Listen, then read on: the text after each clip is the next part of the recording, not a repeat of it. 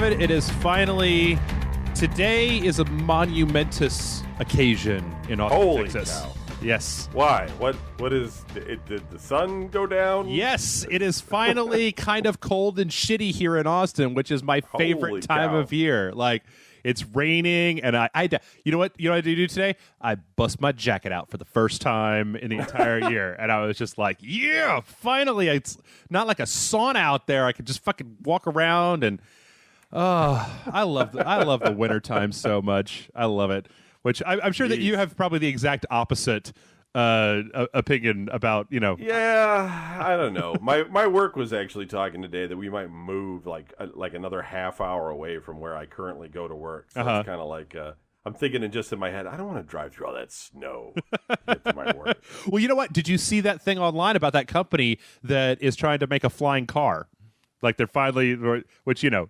There's always a company trying to make a flying car. I'm not sure which one you mean. This is, I don't know. This is a new thing that I saw where they're like, yeah, we're trying to make a flying car. We're trying to develop software so that the car flies itself because, you know, we've been on the road, Kevin. Anybody who's driven in their adult life knows that, like, the last fucking thing that we need in the world is the ability to go in 3 dimensions. It would be chaos at that point. We'd all be fucked at that point. But I don't want big cars flying over my head anyway. That just sounds like a horrible idea. You know what I always think about is, like, you know, in like Star Wars or like in The Fifth Element or whatever, and you'll see like those big lines of cars like gridlock, but in the sky, but they're all just lined up in a line. What the fuck? Right. Just spread the fuck out, you stupid assholes. There's an empty space all around you, and you've all decided to line up and honk, and that's just dumb. So you got to have the collision avoidance system, though. You got to get that figured out, and like some kind of when the power just accidentally goes out, some giant airbag that just explodes over around your the entire vehicle. car. Yeah, right. You just fall like a bubble out of the sky. Oh, well, before I forget, late title car, welcome everybody to the Rage Select Podcast. I am Jeff, and I have Kevin with me here again. And we're going to talk about some video games. We're going to do some emails. We're kind of low on emails this week, Kevin. I need to make sure to spurn people into action and be like, you know, we're not just here to talk about video games. We'll talk about. I mean, Kevin will tell you how to make a flan. I could tell you about the shit that I've read on Wikipedia about the most horrible things that mankind is doing this week. Because apparently that's all I'm interested in is, you know. Or tell us something stupid about yourself so we can mock you. That would be good too. Yeah. About me. Here, I'll tell you something. No, not you. I mean the people writing in. But you can go ahead and tell us something as well if you would like us or like me to mock you. I can do that. Did I tell you I watched that when I was laid out? I might have told just last week where I watched a haunted house. The dumb part of the way it's movie. Yeah. And I kind of liked it a little bit. I mean, you know, not a lot, but it's weird how. Do you ever find this, Kevin? I find that I am really picky, really, really picky when it comes to video games. But I don't give a shit about TV or movies or whatever. I'll watch the dumb. You know what I really like? I like How I Met Your Mother. And I watched that. They just put the season 7 of that show on Netflix, and I'm like, yeah, man, I want to watch Neil Patrick Harris and fucking. That's cool. Jason Statham or whoever it is on that show. I've never actually watched that show. Maybe one of these days I'll get around to it. It's a lot. I mean, you know, it's about a bunch of mid-20s to early 30s people in New York City dating. So it's basically just Friends all over again, except that Bob Saget is the narrator, I think. Or, I don't know. But I don't know. I mean, it's fine. It's pap. It's just, you know, I put it on when I'm eating a cheeseburger, and I'm just like, yeah, ha ha ha ha, and then my cheeseburger's gone, and I'm like, okay, I'm done. Which it's weird though, because I've actually been reading a lot recently. Like I dusted off my Kindle, and I've been reading like a bunch of sci-fi books. I just got finished yesterday reading that Stars My Destination by Albert Bester. Have you ever read that? No. No, I don't read. You don't read?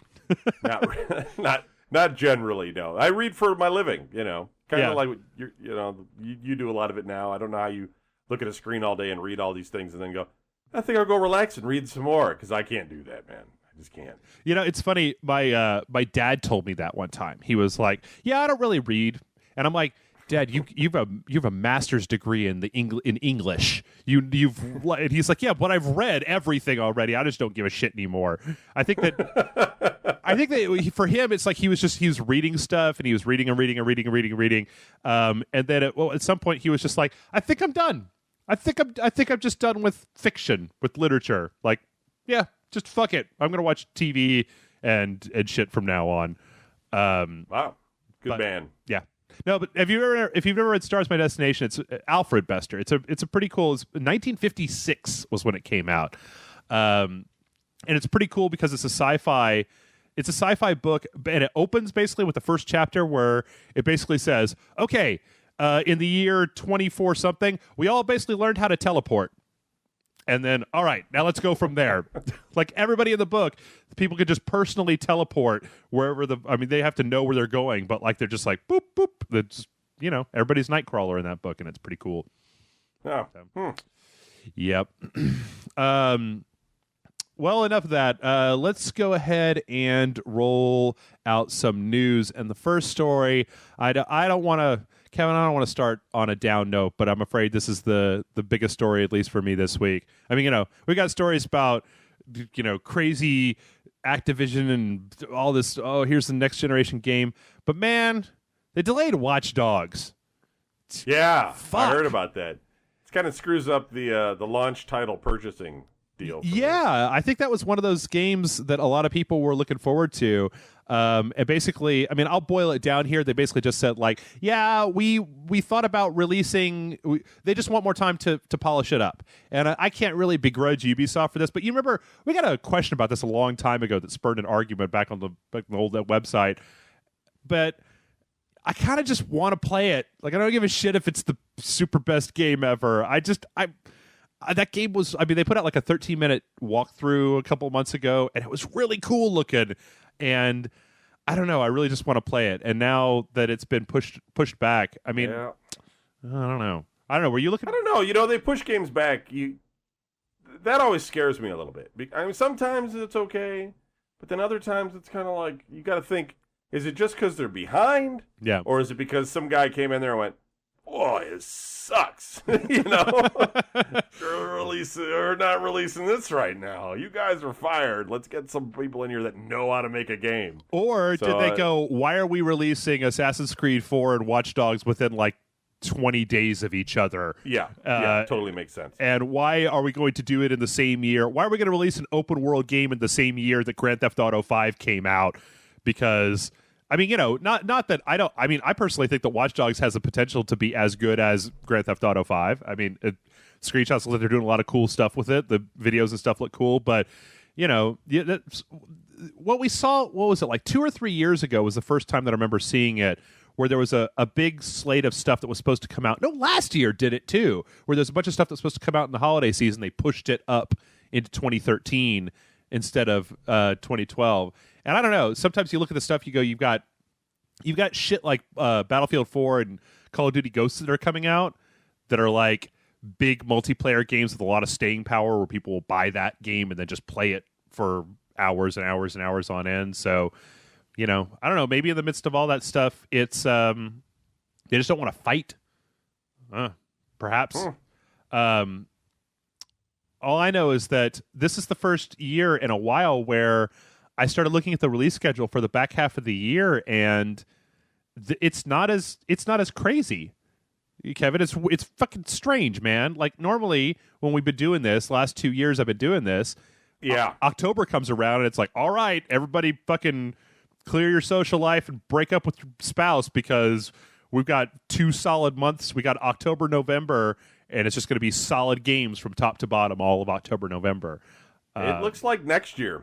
It looks like all of the stuff I've seen is just, I mean, a lot of these dates are sort of unknown at the moment, but it looks like a lot of the good games are going to be rolling out next year. There's a couple that are going to come maybe like in late December or something, but it's more these spring releases, and then I don't know, looks like fall of next year we're going to have a good time. This year, you're right, I don't see much.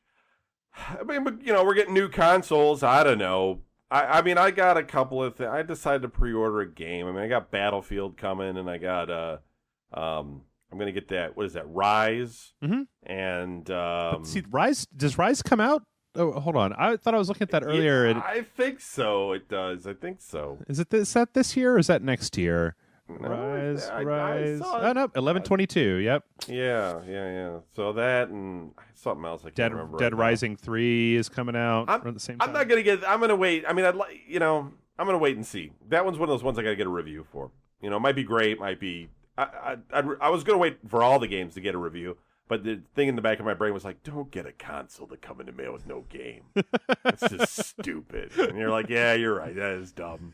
So hopefully I didn't get a couple of stinkers and, figured I'm pretty safe with Battlefield. You could always get, see, what I think the perfect console launch strategy is to buy your console and fuck all the exclusive stuff. I mean, maybe get Dead Rising 3 or Rise or something like that, but get Assassin's Creed, Call of Duty Ghosts, and Battlefield 4, and then pay the $10 when the new console comes out to upgrade them to the next gen version. That way you can continue to play them, because all three of those have some, Assassin's Creed 4. Jason and I had this conversation before about because Assassin's Creed 4 comes out. Wait, are you saying I can buy?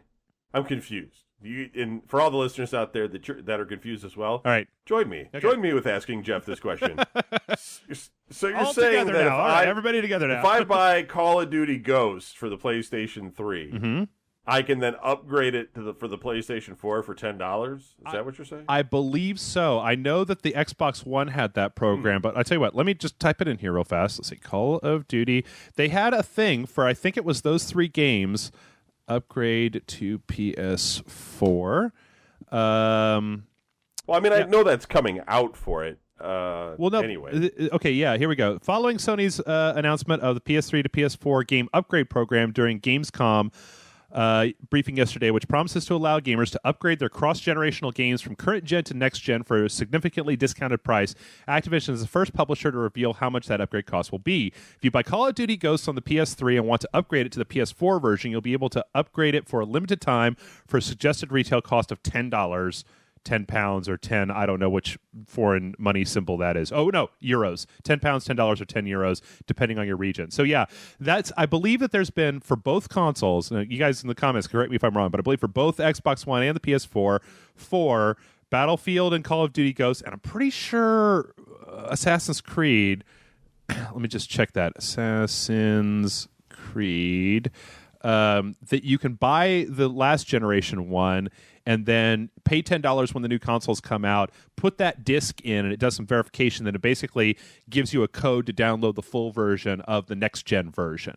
So I figure, fuck buying Knack and Rise. I have to do it because we have to review those games. But, if I was just a regular old person, I just pick the console that I wanted, get those three games, and then when I buy my new console, just immediately put them in and upgrade them to the new console. Except for maybe the only one that I kind of go back and forth. Like I said, Jason and I were talking about this is Assassin's Creed 4. Because, Assassin's Creed 4 comes out on the 29th. It's like a week, a week and 3 days, or maybe a week and change when you hear this podcast from today. It comes out. But then it's got a second launch, essentially, on the new consoles when they come out. So part of me goes I don't want to, I'd really rather play it on the next gen consoles where it looks all badass and stuff, but it's not like it's not like Assassin's Creed 4 could exist in this world, Kevin, and I could not go out and buy it and play it all the way fucking through from start to finish. Yeah. Well, that's the thing. I was looking, to get Call of Duty Ghost, and then I for the, I don't know, for the Xbox or the PlayStation, I'm getting both, so I don't care. Yeah. And they have the Premiere Pack. Have you seen the Premiere Pack? No. It comes with that crazy camera zoom scope thing. It's like they're now giving you military hardware when you get video games. Oh, it's completely. Wait, they did that before though, didn't they? Didn't one of the previous Call of Duties have night vision goggles? Did it? See, I don't know. This thing's like some kind of. It's like a camera too, or something. I don't know. One of them came with a remote control car. I remember that. I totally want that pack though, but that's the one that's not available yet for the What do you for the new system? What do you want? So. What do you want with night vision goggles, Kevin? And what do you need those for? I don't. You know what? I don't even think I want to even open it. I just want to kind of have that there, so people look at it and go, "Wow, it's crazy." I'll be like, "Yeah, I know," and they'll be like, "You're crazy for buying it." And I'm like, "Yeah." I just can't wait for the time when the pre-order for Call of Duty is just going to be a gun. Like we already did all the stuff that people all of the kind of sort of military stuff that people can get. Like this one comes with a smoke grenade. This one has a bandolier or something like that. This one just comes with a 9mm. Just comes with a Glock. You just buy it and then you get a Glock in the package with the purchase of the game. That'd be great. And then when the game sucks, you can shoot it with your brand new gun. I'm just kidding. The money I could save getting guns for $60. I tell you what, did you see? I'm going to go off, since we don't have that many emails this week, I'm going to go off on a little bit of tangent. Did you see that? Speaking of Rise, did you see that thing with the little tweet storm they had about Rise? No. So Rise, the okay, what was it? It was. Let me pull it up here. So, okay, yeah, on the game's official Twitter, they had a thing called #RiseFacts, and they had this thing, and it said, by the time Rise ships for the Xbox One, we will have served the crunching team more than 11,500 dinners throughout development. And then there was this big backlash where people were like, you guys are proud of having to have a fucking horrific end of development crunch time where you're going to have people sleeping under their desks and catering in food for them and shit like that. I don't know. It seemed a little people's outrage. I don't know. It seemed like people were really outraged at the fact that they were saying this in a like they were boasting about how much food they were going to have to order to do their game crunch time. Have you ever done that before? I mean, you've never worked on a game like at a big studio where in the last 2 months or whatever you're basically working 80 hours a week and sleeping under your desk type of thing? No, I wouldn't. I mean, that's just nonsense to me. I don't understand. That's just craziness. I don't understand why that even exists. Why this is considered to be a normal thing where they're not budgeting their time correctly in order to do this dumb shit. I mean, you'd think just from a business perspective that the amount of overtime and like lunches and feeding your team and shit like that they have to do, and the amount of morale loss that you must get and productivity working that much, you'd figure that it would probably cost them less money to budget their time better over a longer development cycle instead of having this 2 or 3 months of hell thing. Yeah, well, I mean, if you're a project manager, and I'm not saying this is easy, in case there's one listening out there that's twisting with anger. But somebody is always twisting with anger, Kevin. There should be benchmarks all along the way. They call them milestones when you're developing, and so you should be hitting these milestones all along the way so that your release date's not a big surprise or a huge crunch date. Yeah, and I don't understand these companies that get bogged down into this nightmare, especially when, I understand there's a money concern and all this sort of stuff, but I mean, I don't know, it just seems like you're sacrificing a lot of quality. But then the other part of it, though, Jeff, is the fact that the last 2 months they're totally sleeping there every day, and what they do the other 10 months, just screw around, play Magic the Gathering. Well, it's funny having seen a little bit of that. Like I said, I mean, I left when I was working at SOE and they were developing DC Online. It was weird because it was just it seemed like there were, and this is different for every company, so I'm not trying to say that I know it all because I saw this happen one time, but I got out before the big crunch came down because I went to my boss and I was just like, I'm in school, right? I'm a student. And they're like, well, everybody has to work 80 hours a week, and I'm like, yeah, I can't go to school and work 80 hours a week. That's just not going to happen. But it seemed like everybody was just it's weird because it's like this, everybody's working, everybody's doing their job, hitting the milestones, doing development, call meetings where you're talking about bug fixes and that sort of thing. And then suddenly everybody turns psychotic. And then it's 2 months, just fucking sleep under your desk and nobody gets to go to the bathroom anymore. And fucking, we'll let you off on Sunday for 6 hours. So you can go home and take a shower and then come back up here and keep working. And I guess maybe I would do it. I mean, I think about it now, and even though that's horrible time management, man, you're working on something cool. That's the best job. I mean, it sucks because you got to work all those hours, but you're working on you're working on a video game. Yeah, that's great. There's so many shittier jobs in the world than that. That's a great job. I don't care what anybody thinks. It's very true. Plus, you're getting paid really well, and yeah, you got to work a bunch of hours. But what are you going to do anyway? You're just going to hang out at the bar, drink. It's funny. The people that I knew who were working there after I left, they got into this thing where like any time that they weren't working, because they were also getting paid just like buckets of money, just tons of cash, but they never had any time to spend it. So they just had all this cash laying around. So they would, whenever they had a day or like 8 hours or 12 hours where they didn't have to be at work, they would go out and just get as fucking hammered as possible, as fast as they could. Just like, everybody gets shots. No, I'm going to buy everybody's shots. Well, fuck you. We're all going to buy everybody's shots. Then everybody's going to do those shots. We're all going to fucking get super drunk really fast and then throw up and then go back to work on Monday. I don't know. I always wanted to be in one of those situations where like I had to sleep at work. Mm-hmm. Like there'd be a cot, and I'd just be like, "No, I'm so tired, I can't keep working. I'm gonna go lay down for a while." And somebody's gonna be sitting there like screaming at me, "You only get 2 hours, then you're back." Something.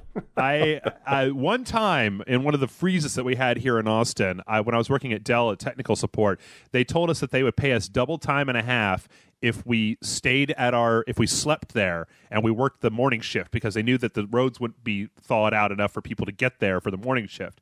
And so I slept under my desk, and I have to say there is nothing in this world worse than waking up and already being at work. Like, you don't get to take a shower, you don't get to get your coffee, you don't get to smoke a cigarette. Like, what happened was we all fell asleep, went to sleep under my desk, and like there wasn't a cot, there wasn't no sleeping bag. I was just like laying on the floor with my jacket balled up under my desk. And that's extreme right there. I mean, I'm talking about those companies like the place that make Gran Turismo and stuff that have like, washing machines there and all that stuff. And so basically what happened was at 6 a.m. they just turned all the lights on. They were like, "Everybody get up, get onto the phone." I was just like, "Oh fuck, where am I? Oh god, I'm already at work. It's my worst nightmare." But hey, you know what? Maybe all this goes back to say that maybe Watch Dogs being delayed as they realized that they were going to have to crunch people for 2 months in order to get the thing out. They were just like, you know what? No, we're not going to do that. We're going to take our time. We're going to do the back half of this development in a much more orderly fashion and not do that. So if that's what they're doing, good on you, Ubisoft. That's cool. Speaking of cool, I don't know if that's a good segue or not. I've been curious to know your take on this, Kevin. So there was some rumors a while back that I think we talked about where Activision had talked about buying itself back from Vivendi Universal. Right. And then there was a Delaware. There was a court case where one of the shareholders sued them to stop that process because they said that it was basically a waste of money and that it was frivolous and they didn't need to be fucking doing that. Apparently, the Delaware Supreme Court overturned that decision, and Activision has now purchased itself from Vivendi Universal, and they are now. See, this is the part where I get a little hung up. Like, are they an independent entity? I mean, would you technically at this point call Activision like an indie studio? Because they'd be self-publishing, self-developing. Like, how big is too big to be considered, independent? And what does independent really mean? And yada, yada, yada, yada, yada. But yeah, they purchased back $429 million of their own shares for $5.83 billion, and then apparently Bobby Kotick and co-chairman Brian Kelly purchased 172 million shares for $2.34 million in a separate transaction, and they now own themselves. I don't know. What do you think? Good news, bad news?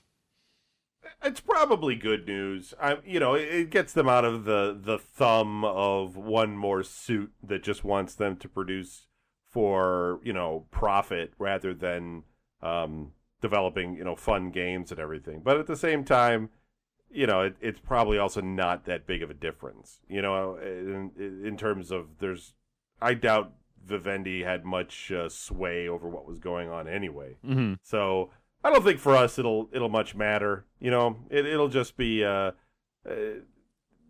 question is, though, Did Blizzard go with them? Yeah. Okay. It's I believe so. I mean, I'm pretty sure. Yeah, it says the share it's still Activision Blizzard. It's still one company. So, yeah, it'll be Blizzard as well.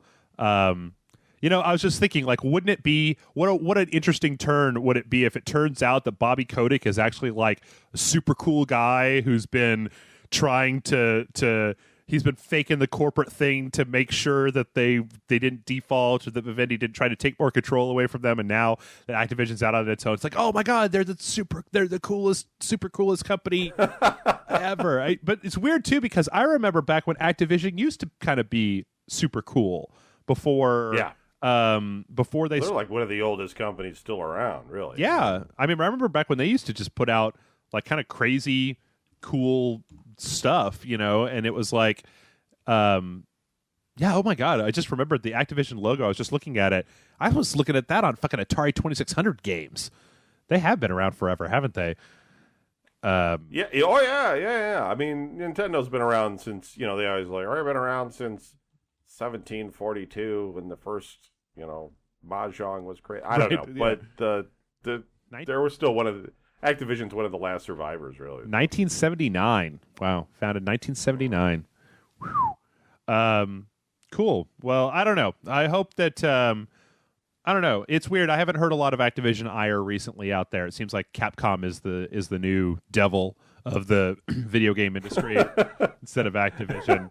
Because of the whole stupid Dante thing? Is that Capcom? People don't like Capcom? No, it's a lot of different things. I mean, like they had the Street Fighter Cross Tekken thing where they had all the DLC that was on disc and then you paid to unlock it, and there was people who were upset about the way that they were treating Mega Man and what's that anime one? Ashura's Wrath. They basically cut the ending of the game out and then sold it later as DLC. They've been doing a lot of kind of boneheaded junk recently that people haven't been super happy with them about.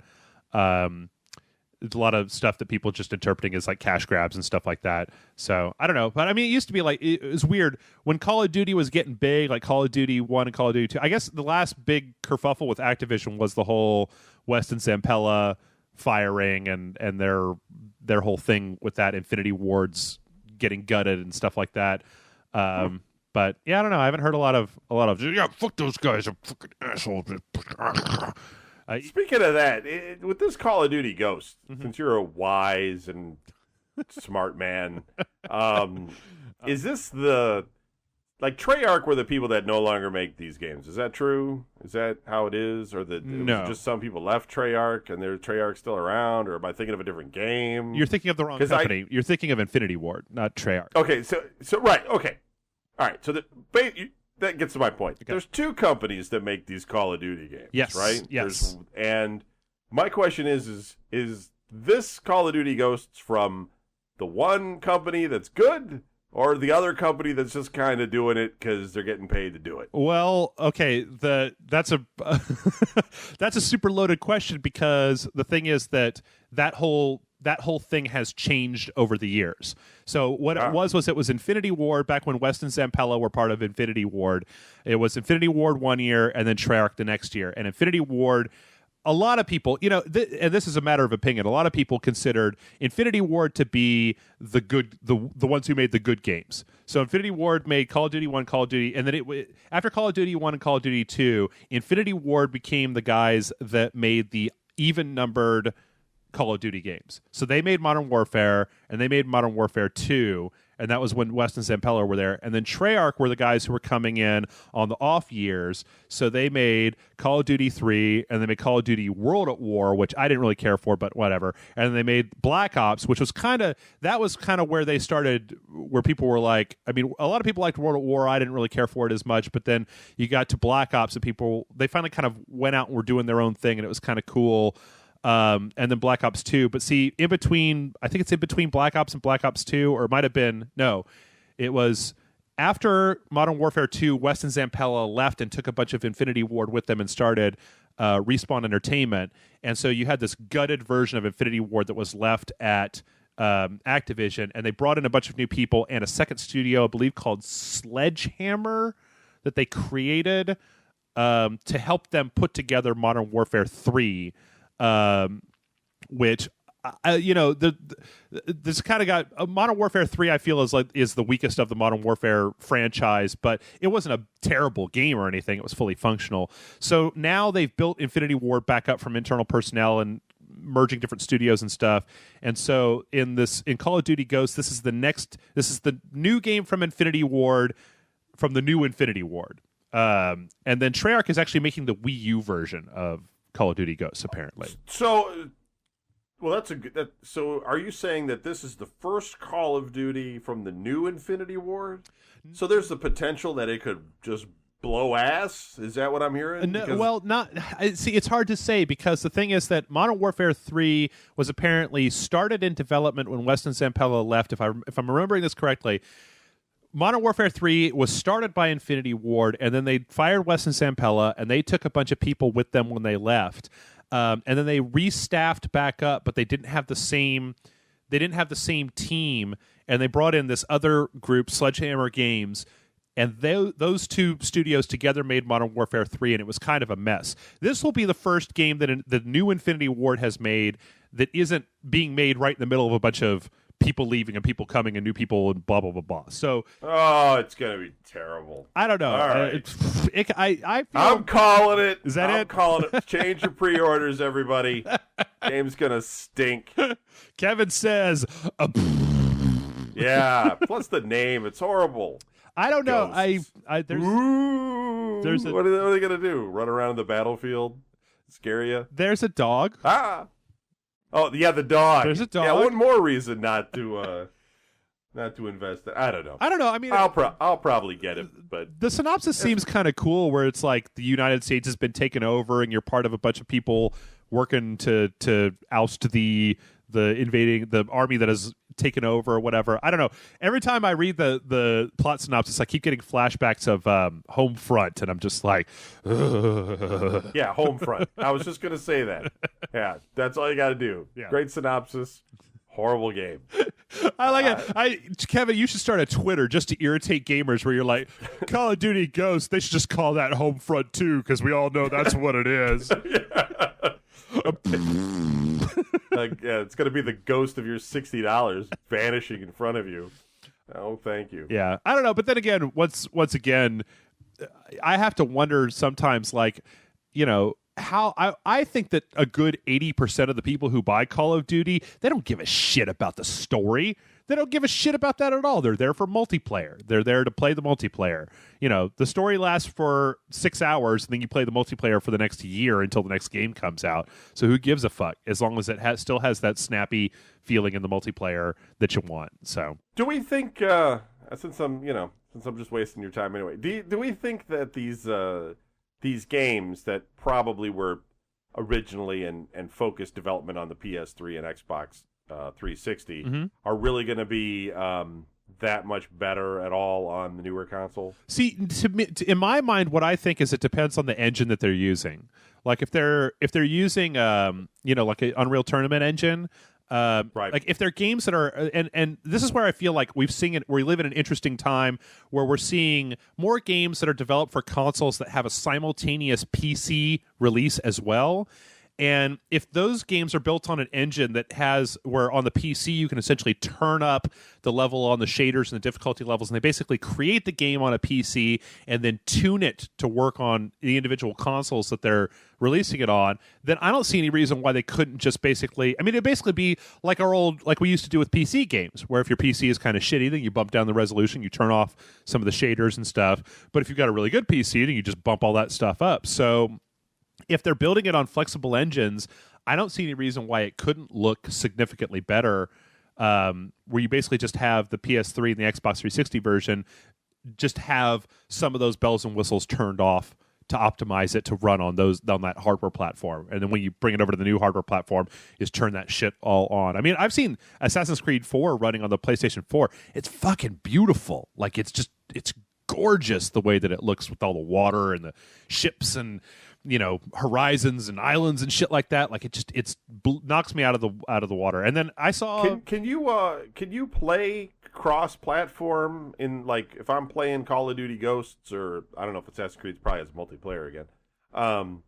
Can you play against PlayStation 3 people? No. No, that'll be always, that will probably always be gated by the fact that Sony and Microsoft handle the network infrastructure individually. That there would have to be some kind of deal with them to be able to do that. I mean, there's been some games out there. Kill PlayStation 3 users or something. It'd be awesome. Be like, here's to you and your crappy graphics. There was some report that I was reading the other day about, I think it was Microsoft actually, talking about letting you play cross compatibility between the PC, the Xbox 360, and the Xbox One. And they actually did that with a couple of games. I just keep wondering. There was a when Counter-Strike Go came out, you could plug a mouse and a keyboard into your PlayStation 3 and totally use a mouse and a keyboard to play that game on your PlayStation 3. And I just wondered, like, if you let people in a first-person shooter on a console play against people with a mouse and a keyboard, like, all right, guys, I don't want to be this guy, but I'm still this guy. I still think that the person with the mouse and the keyboard is going to come out on top. I think you just have yeah. That's how it was. The Shadowrun. Shadowrun, yeah. Then Microsoft had that whole thing where they discovered when they had done that the people with mouse and keyboard were handing the controller their ass in games. I mean, they decided that they just couldn't do it anymore. I love playing first-person shooters on the console. I even like playing multiplayer a little bit on the console, but like having just played through Shadow Warrior, which was a first-person shooter on the PC, it's been a while since I've done that, and I was just like, oh yeah, the level of fidelity that you have with a mouse and a keyboard can be an orders of magnitude more than what you get out of I mean, even if you're really, really good with a controller, still, man, some of the mouse and keyboard stuff, I don't know. I'd honestly like to see it stacked up. Like, get the best Call of Duty players on the console and put them against the best Call of Duty players on the PC, and let's find out. Let's find out if it's actually comparable. I don't know. It's it's cool. How long do you think until we're both just jaded and we don't want to play the old game systems anymore, where we're just like, I really don't want to go put this in the PlayStation 3. This is just, I can't look at those horrible graphics anymore. It's all blocky. I think the transition this time is going to be a lot faster than people think, especially because the new consoles aren't, I mean, or at least the PlayStation 4 isn't redonkulously expensive. I think that I don't know. I mean, I think it's just going to depend on games more than anything. Because I'm just wondering if we're going to feel that way, really. I mean, to be honest, because I do feel that way about anything older than the current generation. Mm-hmm. You know, there's fun PlayStation 2 games. There's fun the real Xbox One games. But I, for the most part, don't want to play it. Like, I don't want to go back and sit and play any of those other games because they just look terrible. Oh, well. And I wonder if we're going to feel that way about the PlayStation 3 and the Xbox 360 when we look at them. I have a shocking confession that I will tell you. That I got this new PC, right? And some people have been asking what it is. It's a Core i5. It's got 8 gigs of RAM. It's got a terabyte hard drive and a GTX 760. It's it's not the best computer in the entire world, but it does run games really well. And like, I've been playing a few games that have come out. Like, we what we did was we started doing Batman right on the website. We started doing Arkham Asylum. And you turn in Arkham Asylum and you turn up all the physics shit. You turn up all the shaders to the maximum level. You turn that stuff up. Like, it's Batman appears in your room at that point. It's kind of taken my breath away. And like, I know that people are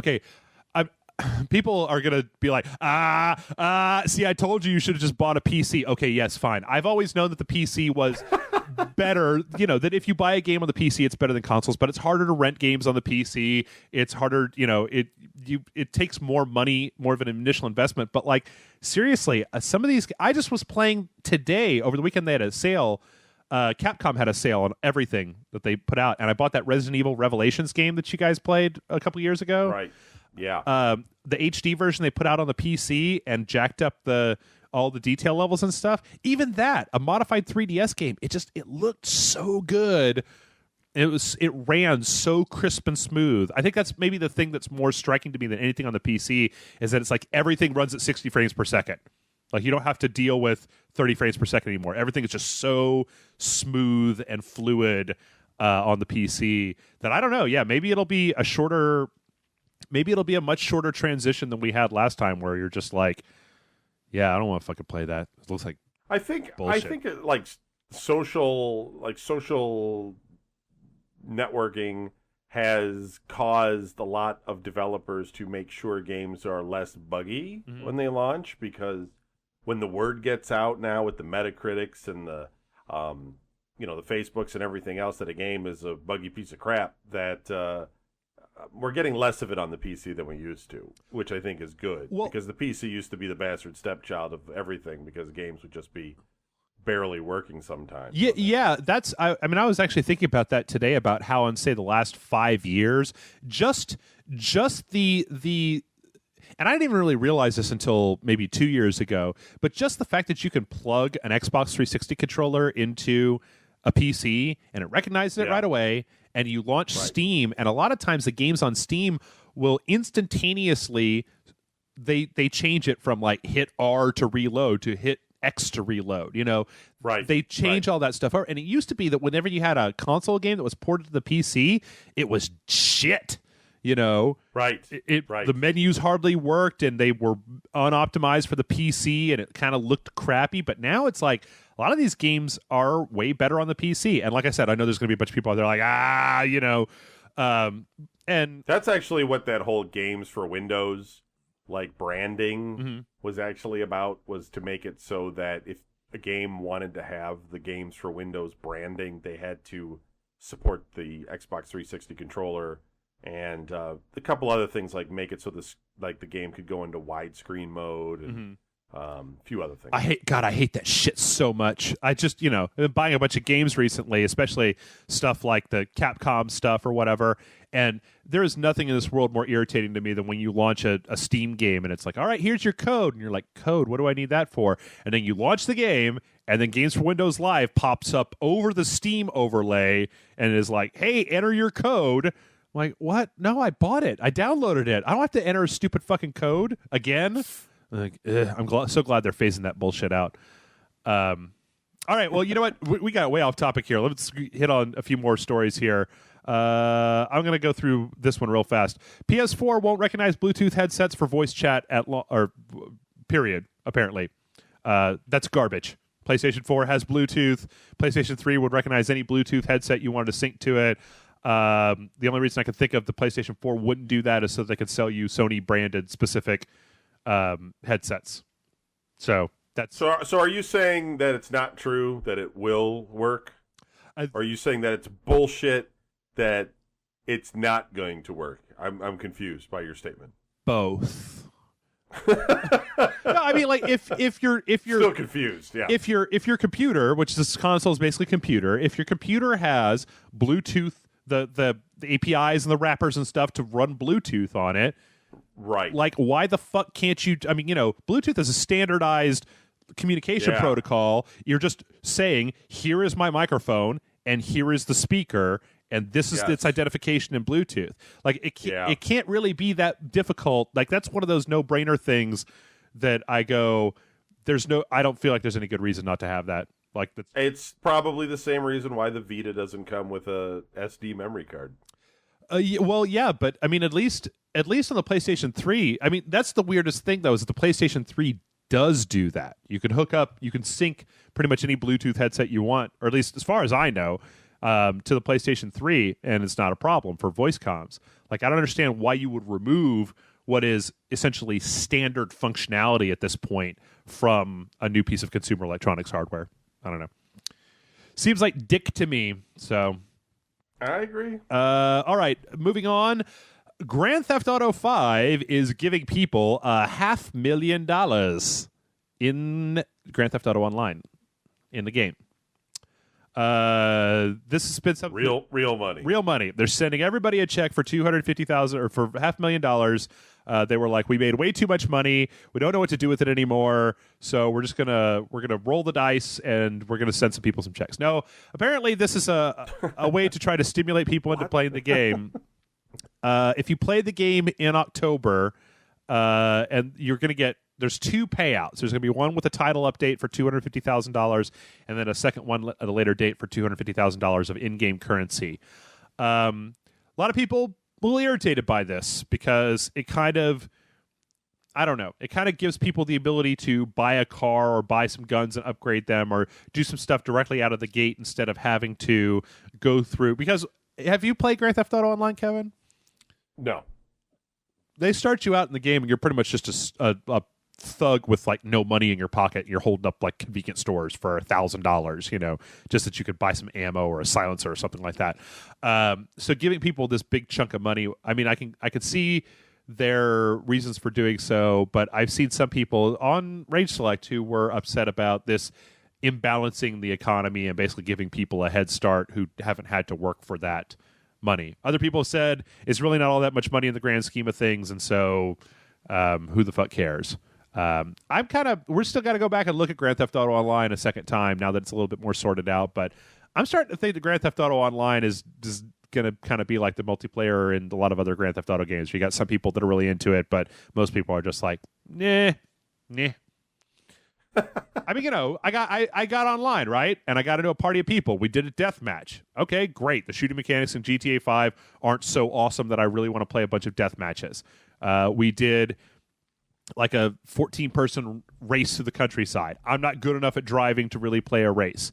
And then when you weren't doing either one of those things, it was just people running around shooting each other in the middle of the street.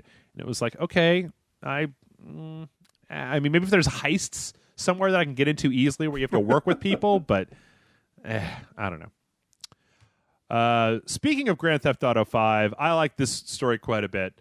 Apparently, I'm not sure if I'm saying this right, but Daz Dillinger has issued Take-Two Interactive and Rockstar Games a cease and desist letter in an attempt to block the sale of Grand Theft Auto 5. And his complaint is over the use of 2 tracks released with fellow artist Corrupt under the group banner The Dog Pound. Apparently, Rockstar went to license one of their songs in the game for, and this is a quote, the offensively low offer of $4,271 for the songs Seawalk and Nothing But a Cavi Hit. And they said that the implication in this article is that they rejected that offer, and then apparently Rockstar went ahead and put the music in anyway. So their law firm is giving Take-Two 14 days to comply with their demands. This is my favorite part, Kevin. Are you ready for it? All right. To recall and destroy any unsold copies of the game or strike a new business deal for the use of the artist's music.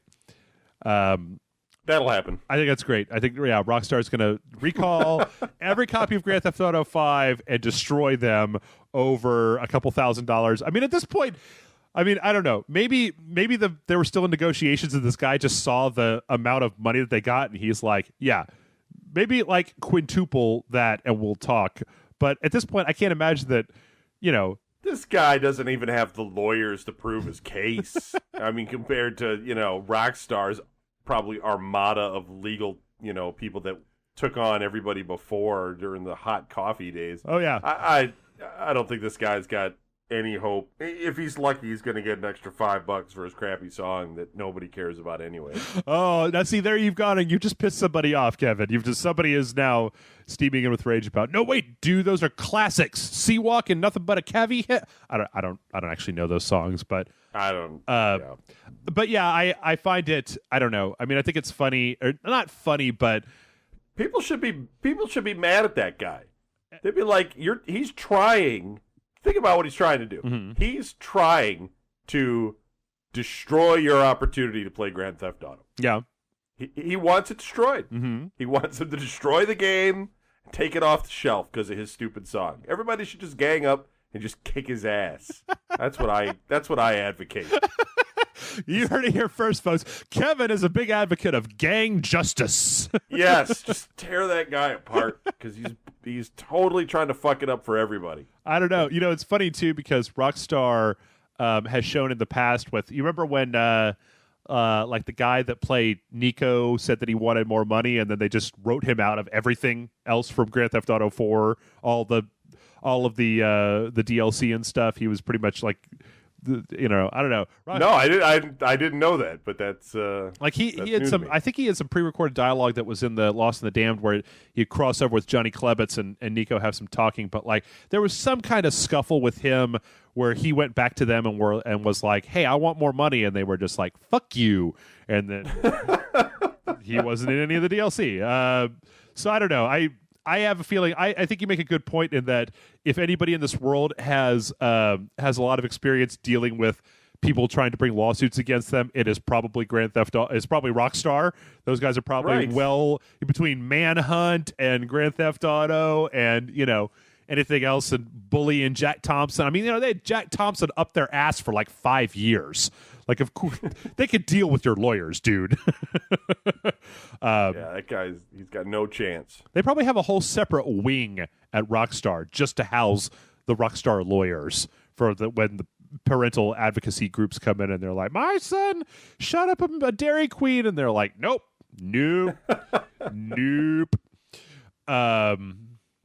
Because you'd figure, right, by now that would have, I mean, I'm sure, maybe I'm just missing the new stuff, but I mean, you know about this stuff, but like, has anybody ever attempted to directly sue Rockstar for corrupting their children or something? Like, my kid turned into a violent thug and I blame... Oh, I'm sure. Or just fighting or stabbing themselves to play the game or any of those things. Yeah. There's a lawyer out there suing them for something. I don't know. I'm sure they're used to it. They probably get sued for all kinds of stuff. I wonder sometimes if they've ever settled any of this stuff out of court. Just a quick sidebar about violent assholes in Grand Theft Auto. Did you see there was at least like twice that I saw right near the launch of Grand Theft Auto 5 where there were people on social media where it's like somebody would put up a picture of like the Grand Theft Auto 5 disc like cracked in two or something. One of them was a girl, and she was like, my boyfriend won't pay any attention to me, so this had to happen. And it was a picture of the GTA 5 disc like cracked in two. And there would be like 50,000 Facebook comments, and most of them were like, that bitch gonna die. Like, oh, I'm not in favor of the death penalty, but somebody should drag that whore behind a car for 12 miles until she has no skin left. I was just like, whoa, dude. Just fucking go spend $60 on another copy. I mean, like, oh, okay. You broke my video game. Time to die. I'm going to murder you and throw you in a ditch instead of just going out and renting another one out of a red box or buying another one from, a store. Like, what?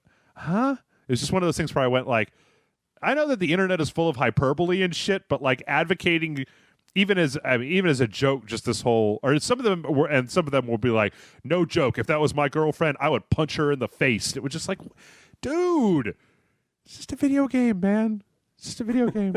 I mean, I make my living on it, but seriously, if Jason came over here and cracked my Grand Theft Auto 5 disc in two, I wouldn't punch him in the face or drag him behind my car or anything.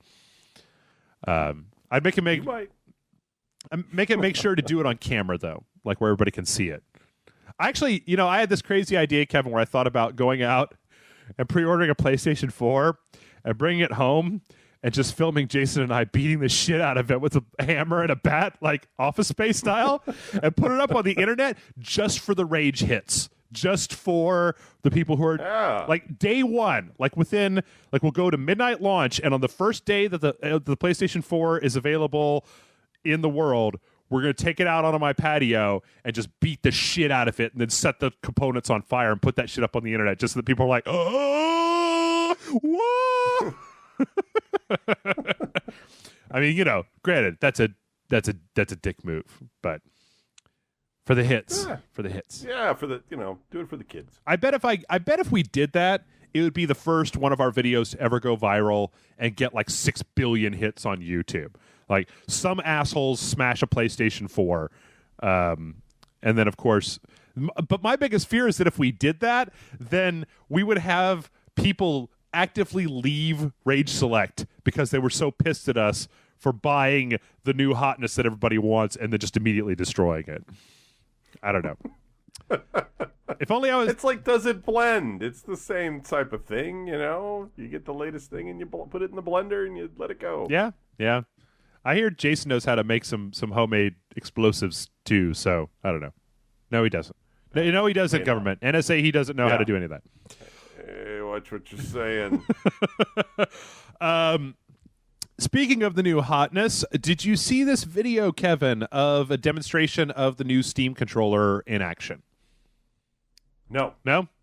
It basically showed people playing. They're playing a little Portal 2. They played some Civilization, I believe, and I think they played one other thing. Was it Portal 2, Civilization, and Papers, Please.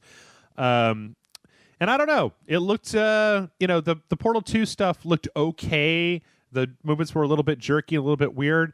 I honestly just really still feel like I can't make a decision about whether this thing's going to be any good without actually putting one in my hands. It's the first time in a long time I've seen a piece of computer equipment where I'm like, I can't even imagine what that is like until I have it in my greasy paws.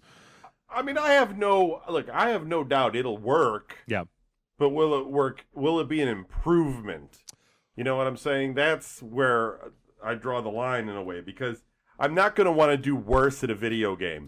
Well, thanks to the controls, I want to at least do better or not use it at all. Well, the interesting thing about it was the part where they were showing Civilization 5, because they had the left touchpad was mapped to basically like move the camera around the map, and then the right touchpad was mapped to move the mouse around, and so it actually moved like a touchpad.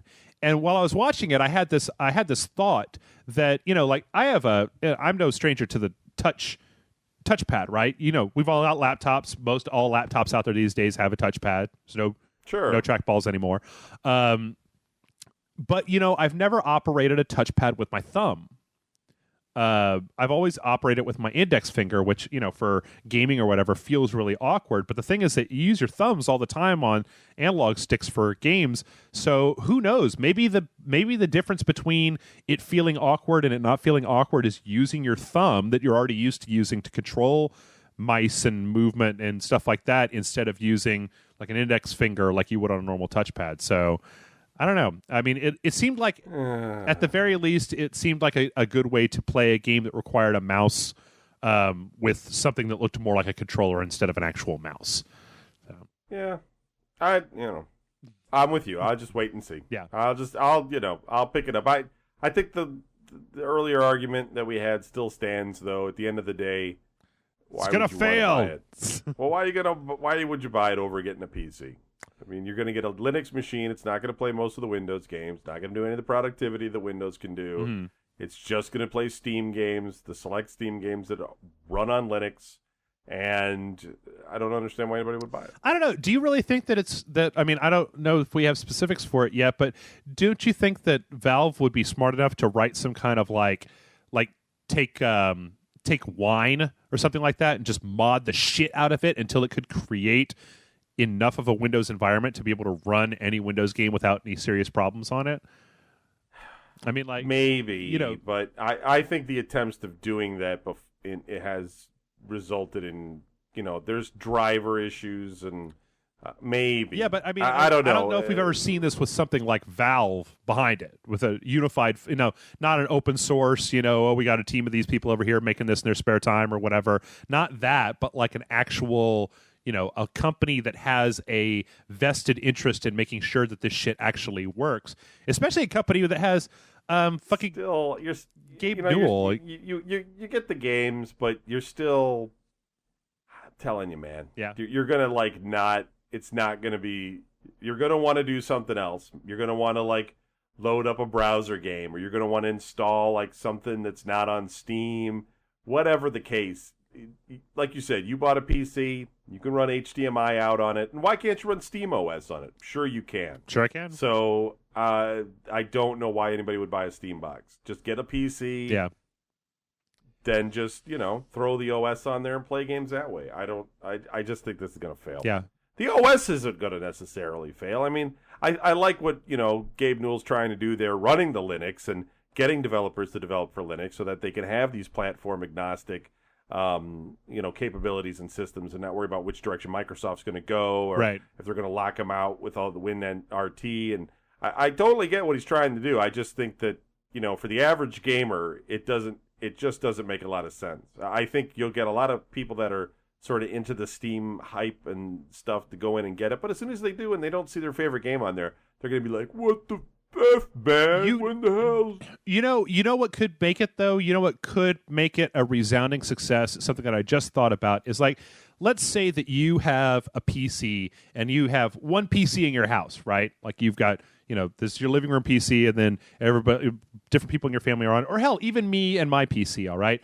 And you got Windows. And Windows is shit, Kevin. It is shit. Right. Like, It's got security holes. It always seems to be filled up with spyware. Every time I install a program, it's running, do you want to, I swear to fucking God, one of my biggest pet peeves in this world is, like, I don't know when we all decided it was okay for every fucking program in the world to launch when you boot your computer, but eat a bag of dicks every program. Like, no, I don't want to run Spotify when I launch. No, I don't want to run the Adobe Updater I don't want to update my fucking media player. I don't want to do all that. So it's awful. What if the real draw for the Steam OS is that you say, okay, modern computers, you can allocate some space, you can do it without a lot of tools, or maybe Steam will give you a tool to reallocate your hard drive space. Set up, 8 gigs or 10 gigs or 12 gigs or how much you want on your hard drive. And then when you boot into the Steam OS, you suddenly have an OS that is streamlined just for games. So you don't have to worry about spyware dragging your system down, or you got other processes running that are going to be fucking it up, or, Adobe is trying to update Flash to the latest version in the background while you're trying to play Call of Duty Online. It's like, no, you've got this one OS that has one job, and that one job is games. And there's nothing else to slow down. So suddenly, instead of having to worry about optimizing the software on your PC, you've got this OS that is not going to be susceptible to spyware, because who the fuck's going to write spyware apps for the Steam OS? Like, no grandmas aren't going to be running it, so nobody's going to click on it. You suddenly have this environment that is custom tailored to games, thereby removing one of the primary advantages in hardware performance that the consoles have. So that you have a hierarchy, or you have a software environment that is specifically made only for video games, where you're going to be getting the maximum amount of performance out of your PC without any of this other shit dicking you up while you're doing it. So yeah, your dad is on the computer clicking on every porn thing that comes up, and your shit's all infected with spyware from top to bottom. You got viruses. But when I want to play Assassin's Creed 4, I'm getting the maximum performance out of my PC because I'm in the Steam OS. That I could see being a resounding success if they do that sort of thing. Yeah, I guess. But I don't know. I because dual booting and all that kind of crap too. It's just people, you're just making more steps and more complicated. And at the end of the day, you take your Grand Theft Auto disc, throw it in the PlayStation 3, and you're on and you're playing the game. Yeah. I think you got Steam right now. It's on Windows.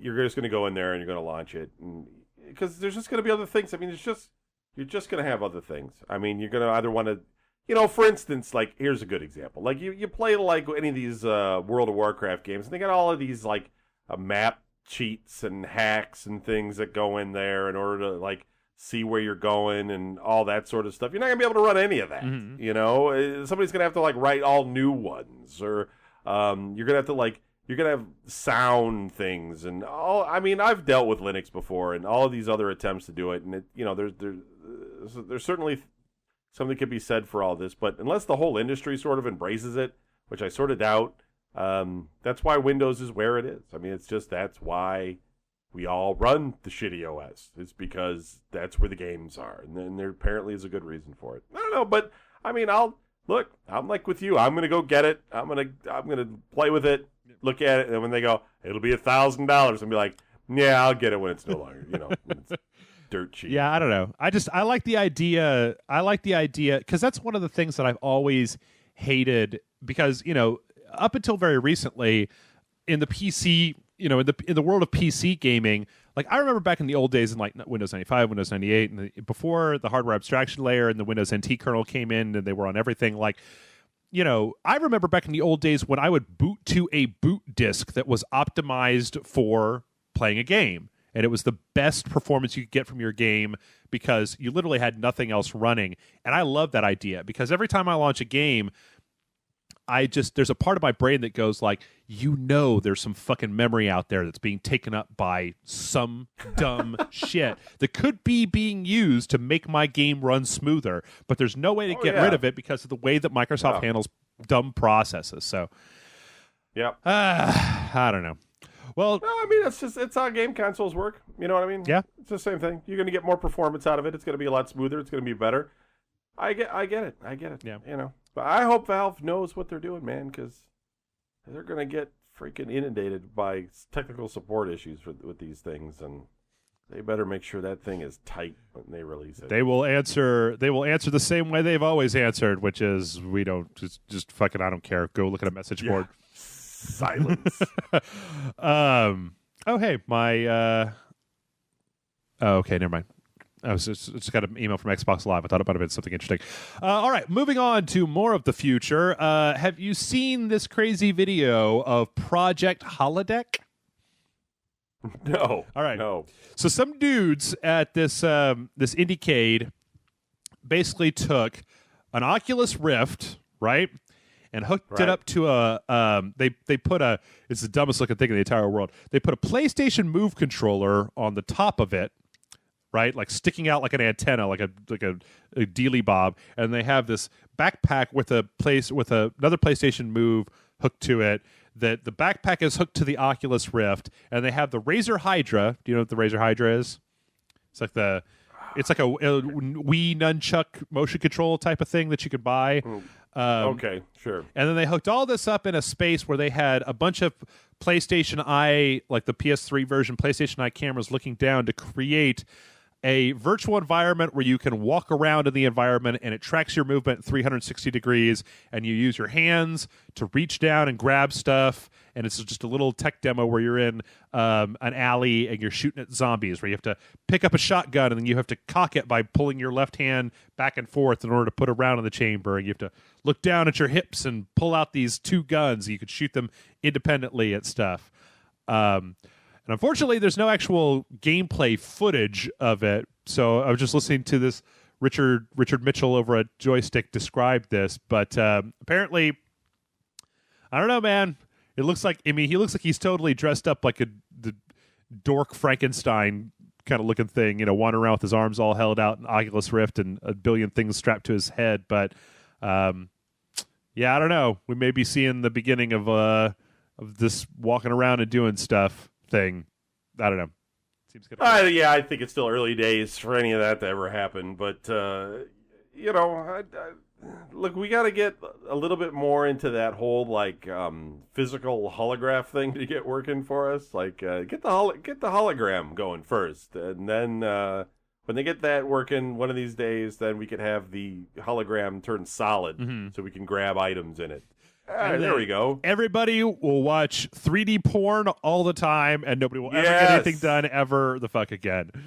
It makes you think, though, are we ever going to, probably, but maybe not while you and I are still alive, are we ever going to get to the part where we have that sort of brain hookup, like in the back of the Matrix, where you think things are going on, and you believe it. You're touching something, you're in it.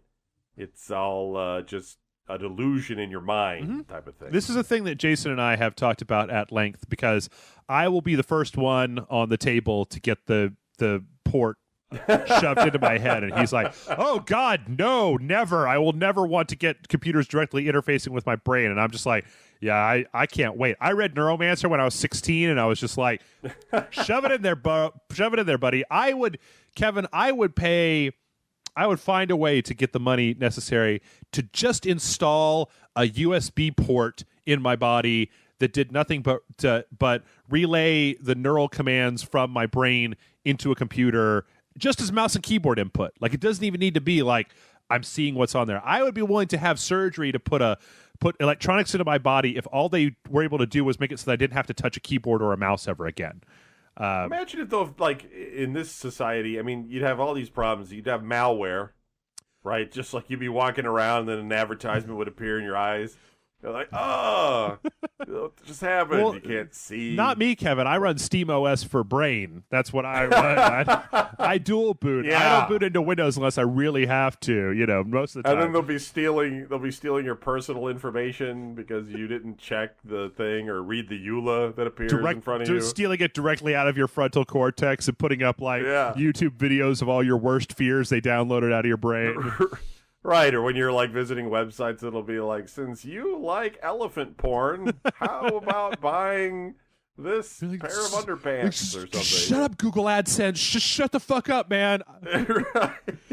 I personally think that, I mean, this is going into the hardcore futurist stuff, but I personally think that the first step to that is going to be the one-way direction like I was describing, where instead of having anything that feeds information into your brain, you're basically just having your thoughts converted into input signals out of your brain. Because if you could have something, like if you have a port, right, that you could plug in some kind of Bluetooth or something that was variable enough that you could plug something into it that did wireless communication, and then instead of typing, you just thought the words and they would just go up on the screen. That's not, I don't think, incredibly outside of the realm of possibility.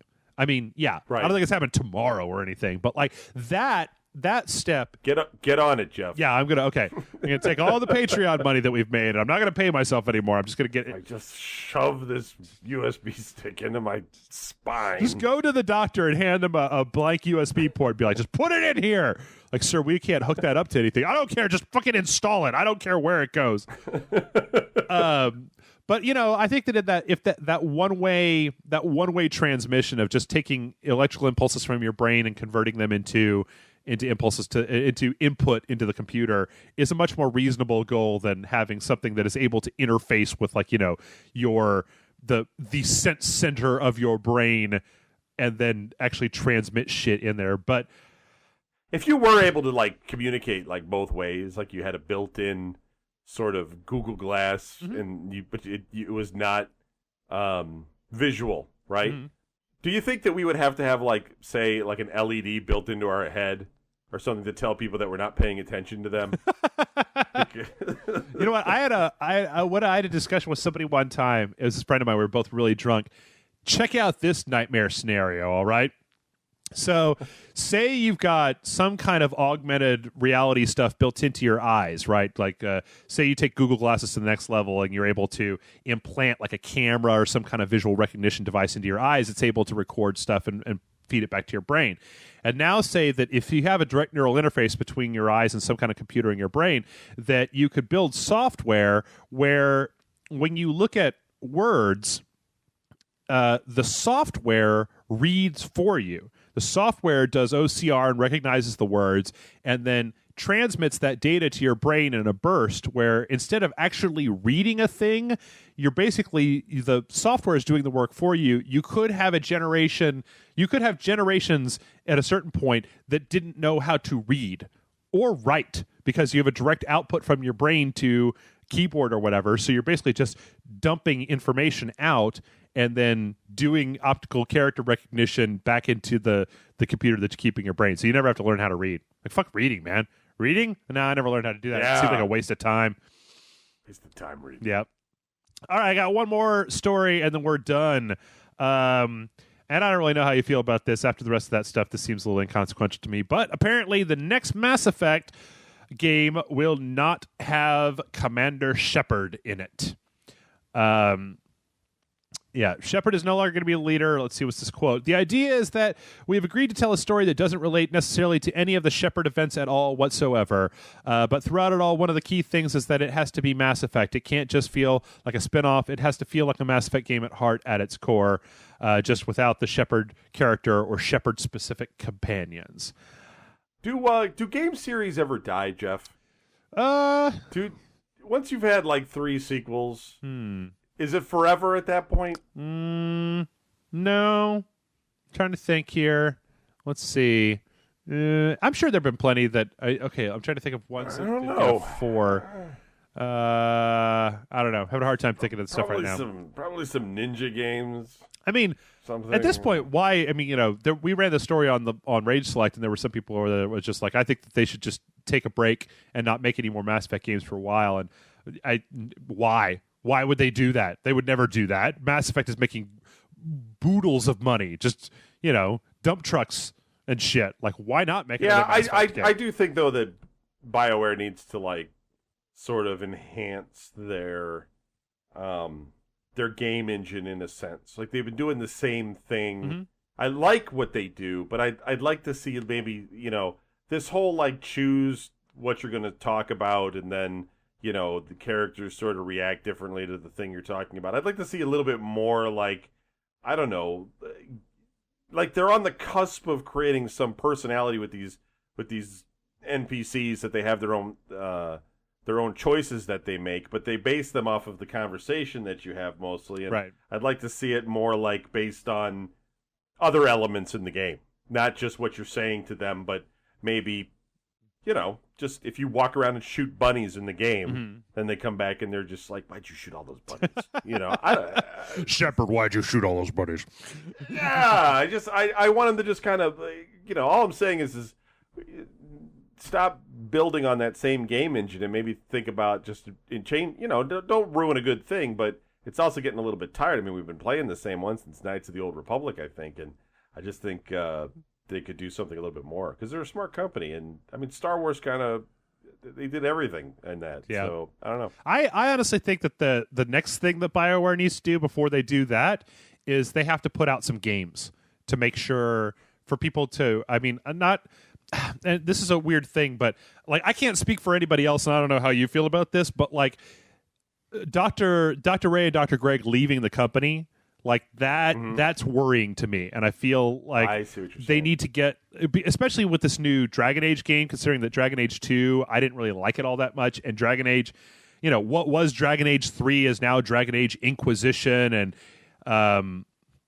I don't know. I feel like I want to see a couple of BioWare games without Dr. Ray and Dr. Greg there to make sure that they're still able to put out games the likes of which we saw before, because they kind of mean they're like LucasArts, where it used to be that I loved everything they put out. I mean, even I didn't care as much for Dragon Age Origins, but that was more of a personal preference than anything that was wrong with the game or whatever. And then Dragon Age 2 came out, and suddenly it was just like, oh, God, this is really boring, and it's like 1 billion hours long. And Star Wars The Old Republic, you liked it, and I liked it. Apparently, a lot of other people did not necessarily like it all that much. Mass Effect 3, they had the stuff with the ending, which even though, I don't know, I mean, after all the DLC and I settled down over a year, whatever. So I don't know. I feel like the first thing that needs to happen is that they need to put out Dragon Age and see if that's good or not good. Hey, they stuck to their guns. One day you'll go back in time and you'll be like, good for them for not catering to their audience and doing what they wanted to do. Damn it. Those aren't words you hear very often. Good for you for telling your audience to go fuck themselves. Yeah. Actually, stick with your art. Well, I don't remember if I said it. I don't know if I'd actually ever made it on the air. It might have been in a thing that we dumped, or it might have been just a passing comment. But we went back last year, and Nick and I played the DLC for Mass Effect. We played Leviathan and Citadel, and then those two, along with the extended cut of the ending of Mass Effect 3, those really softened the blow. And I wish that I could have played the game with all that DLC the first time that I played it, instead of having to wait for 8 or 9 months for all that shit to be out before I went back and played through it, because I feel like my opinion of the game would have been a little bit, or the end of the game at least would have been a little bit more positive, because that DLC tended to hammer out, not all the way, but just some of the problems that they had with the stuff kind of coming out of nowhere. So we could. Yeah, I also just think it'd be nice if storylines didn't always have to rely on the fate of the galaxy human race. Yeah. I mean, I don't. It's a J.J. Abrams type of thing. If gotta throw everything at it, and the planet's gonna get destroyed, and yeah. I agree. Maybe more a personal story would be better. And that's all the news that I have. So I tell you what, we've got a couple of emails in here, and not a terrific amount, and they're not all super long. So before we start, this is another reminder to you guys: we can't do the question and answers without your questions. So send in your cues, and we will A them. That sounded real dirty.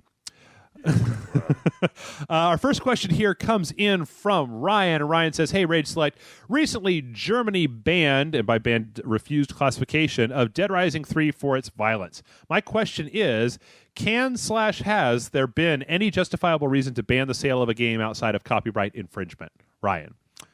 I don't know. This is a pretty big question because, we've looked before at Australia, up until very recently they wouldn't classify games that were violent, and that therefore they couldn't sell them over there. And they just recently got the new, a new rating that they allowed them to do it. But I don't know. Do you feel like people have a right to be able to play?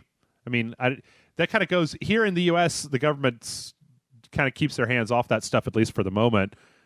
Do you think that that's something that people have maybe this is a much larger question than a video game question, Kevin. Do you feel that people have a right to be able to purchase whatever kind of media they feel like? For the most part, yes. I say that today, that everything you should be able to have the right to purchase. I can't say what media could entail in the future, in the sense that if we have your crazy plug-in thing to the back of your head, right. If it's turning us into mindless ghouls or something, then probably not. Yeah. But no, I think that it's absolutely the same as books, in the freedom of speech type of thing. You should totally be able to have access to it. Yeah. I mean, in general, I mean, I don't know. See, the thing is that I don't know enough about this to say. I'm not trying to make a definitive statement about the world, but at least I know that it seems here in the United States that when you try to suppress this kind of shit, you can maybe do it a little bit. You can maybe do it for a while, but eventually you get the generational shift where the next generation comes in and just says, like, we don't care, fucking put that shit out. Like, when I was a kid, I wanted to play that, and the government said no, and now that I'm in charge, fuck it, man. Like, put it out. Let's do this. But I know that Germany also has, like, you got to take all the swastikas out of World War II games when you release them there. And I mean, I don't know. Like, it's in a certain way. I don't know enough about Germany's government to be able to say, like, I don't think you just vote them out, man. Just you guys all get together and vote them out, you Germans.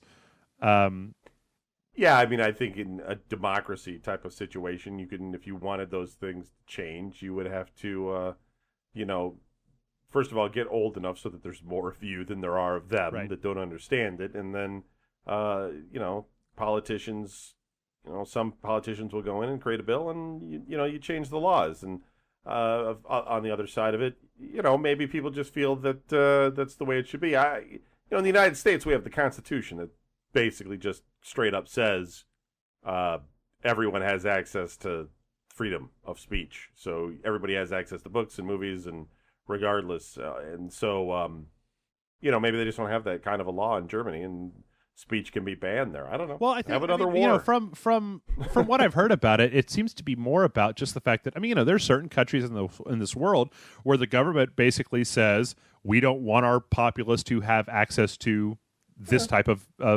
material. Right. I don't know. I don't know. Maybe. Have you seen the porn that comes out of that place? I mean, come on. Yeah. Let's be serious. Yeah. Zombies, blowing up zombies with the fucking nail gun is one thing, but the porno from Germany, seriously, you guys, shit's turned around. Stuff's out of control over there. But think, you know what? We're exactly the opposite, right? Like, we're all gung-ho for any violence that, we're just like, fuck it, man. Show his head blowing up. We don't give a shit. It's like, oh, shit, was that a nipple? Oh, no nipples. Yeah, no nipples. No, you're absolutely right.